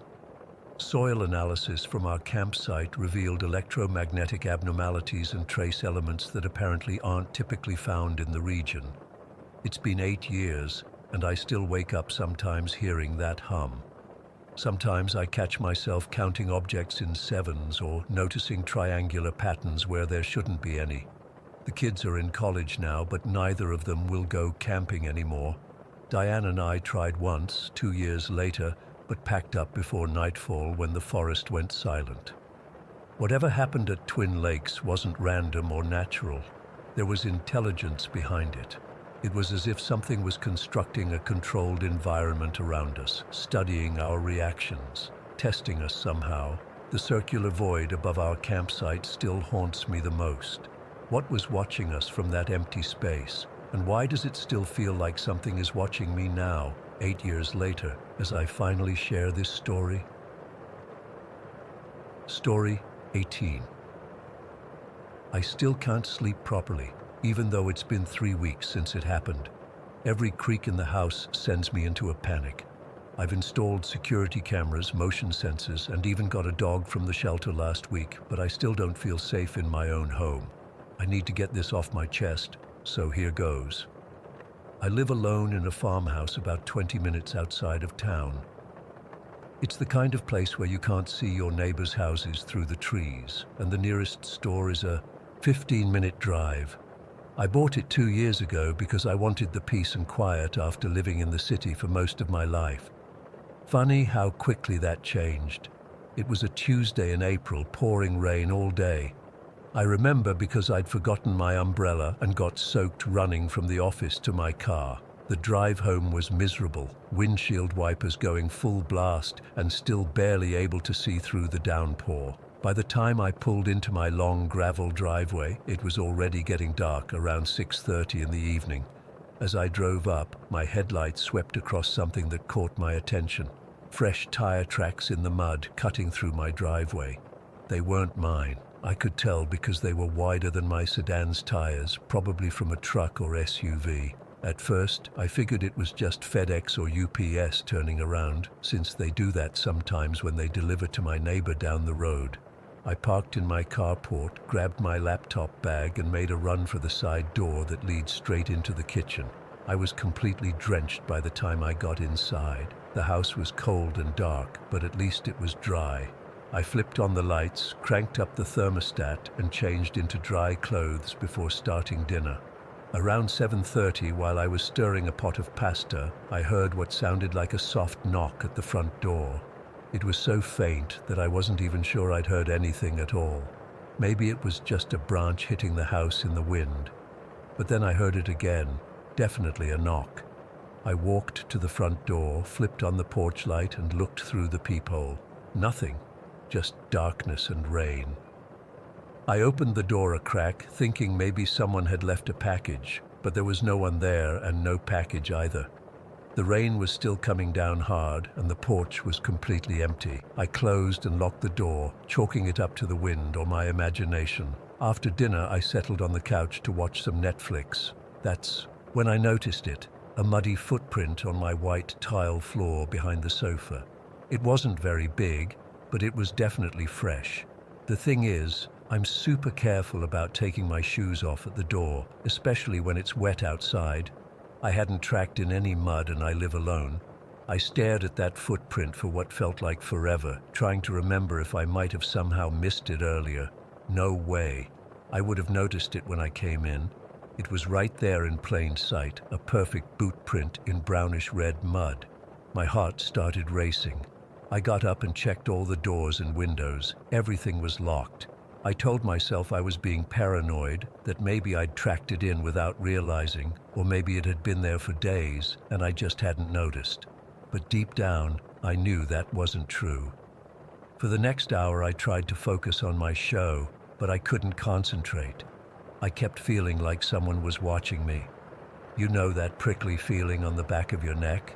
Like that, but all over my body. Every few minutes, I'd mute the TV and listen for any sounds in the house. I heard nothing but the rain hitting the windows and roof. By 10 o'clock, I couldn't take it anymore. I was exhausted from being on edge, so I decided to go to bed early. I turned everything off downstairs and headed up to my bedroom. My bedroom has always felt like the safest place in the house. It's at the end of the hallway with only one door in and out. I locked the door behind me, something I never used to do before that night, and tried to calm myself down. I was just starting to drift off to sleep when I heard it. A slight creaking sound right outside my bedroom door, the kind of creak that happens when someone steps on that one squeaky floorboard in the hallway. My eyes shot open and I froze, straining to hear anything else. For a few seconds there was nothing. Then suddenly the TV downstairs blasted on at full volume. I nearly jumped out of my skin. The sound was deafening even from upstairs, some action movie with explosions and gunfire. I was terrified. I knew I'd turned that TV off before coming upstairs. There was no timer, no automatic function that would turn it on by itself. Someone had to have turned it on. My first instinct was to call 911, but my phone was charging downstairs in the kitchen. Stupid, I know. I looked around frantically for something to defend myself with and grabbed a heavy glass paperweight from my nightstand. I don't know where I found the courage, but I slowly unlocked my bedroom door and peered out into the dark hallway. Empty. The TV was still blaring downstairs. I crept down the hallway, checking the bathroom and home office as I passed. Both empty. When I reached the top of the stairs, I could see the flickering blue light from the TV illuminating the living room. I slowly made my way down, gripping that paperweight so hard my knuckles were white. When I finally got a view of the living room, there was no one there. The sofa where I'd been sitting earlier was empty. The room looked exactly as I'd left it, except for the blaring TV. I quickly turned it off and stood in the sudden silence, listening for any movement in the house. Nothing but the sound of rain and my own heartbeat pounding in my ears. I ran to the kitchen, grabbed my phone and a knife from the butcher block. I was shaking so badly I could barely dial, so I decided to search the rest of the house first before calling the police. What if I was just being paranoid? What if there was some logical explanation? I checked every room downstairs, living room, dining room, kitchen, half bathroom. even the pantry and the closet under the stairs. Nothing. Then I headed back upstairs, knife in hand, checking every possible hiding place. Under beds, in closets, behind shower curtains. Everything seemed normal until I reached the guest bedroom at the opposite end of the hall from my room. The door was partially open, which was odd because I usually keep it closed. I pushed it open slowly, flipped on the light and scanned the room. At first glance, everything looked normal. Then I spotted it on the floor, the remote control to the downstairs TV. That's when I lost it. I ran out of the house in my pajamas, into the pouring rain, and called 911 from my car, which I locked myself inside of. I was hysterical, telling the dispatcher someone was in my house. They told me to stay in my car and wait for the police. The cops arrived about 15 minutes later, 2 patrol cars with lights flashing. They searched my entire house while I sat in one of their cars, wrapped in a blanket and still shaking. After what felt like forever, one of the officers came back to talk to me. He told me they hadn't found anyone in the house, but they did find evidence of a break-in. A window lock in the laundry room had been forced open. The officer believed someone had been watching the house, knocked on the door to see if anyone was home, and when I answered, they retreated. Later, they must have broken in through the window while I was distracted with dinner or watching TV. The scariest part? Nothing was stolen. Not my laptop, not my TV, not the cash I had in my wallet on the kitchen counter. The officer said it suggested the intruder wasn't there to steal. They were there to watch me. The theory is that when I headed to the guest bedroom, the intruder turned on the TV as a distraction so they could slip out of the house unnoticed. The muddy footprint behind the sofa suggested they'd been hiding there, watching me for who knows how long while I sat just feet away, completely unaware. I stayed at a hotel for the next week, filed a police report, changed all my locks, had a security system installed, but I still don't feel safe. I keep thinking about that person, hiding in my house, watching me go about my evening like everything was normal. What were they planning to do? Why did they leave the remote on the floor of the guest bedroom? Was it a message? A taunt? The police never found any fingerprints or evidence that could identify who it was. The tire tracks were washed away by the rain. The mud from the footprint wasn't distinct enough to match to a specific boot. I have no enemies that I know of, no stalkers, no crazy exes. Sometimes I wonder if they'll come back, or worse, if they've been back already, but I just haven't noticed. Maybe right now, as I'm typing this, someone is watching me through my window, waiting for the right moment to return. Every noise makes me jump. Every time the floorboards creak, I wonder if I'm really alone. I'm thinking about selling the house, moving back to the city where there are people around all the time. I don't think I'll ever feel safe here again. What terrifies me most is that I'll never know who it was or what they wanted from me, and knowing they're still out there somewhere, maybe watching, maybe waiting, I don't think I'll ever sleep soundly again.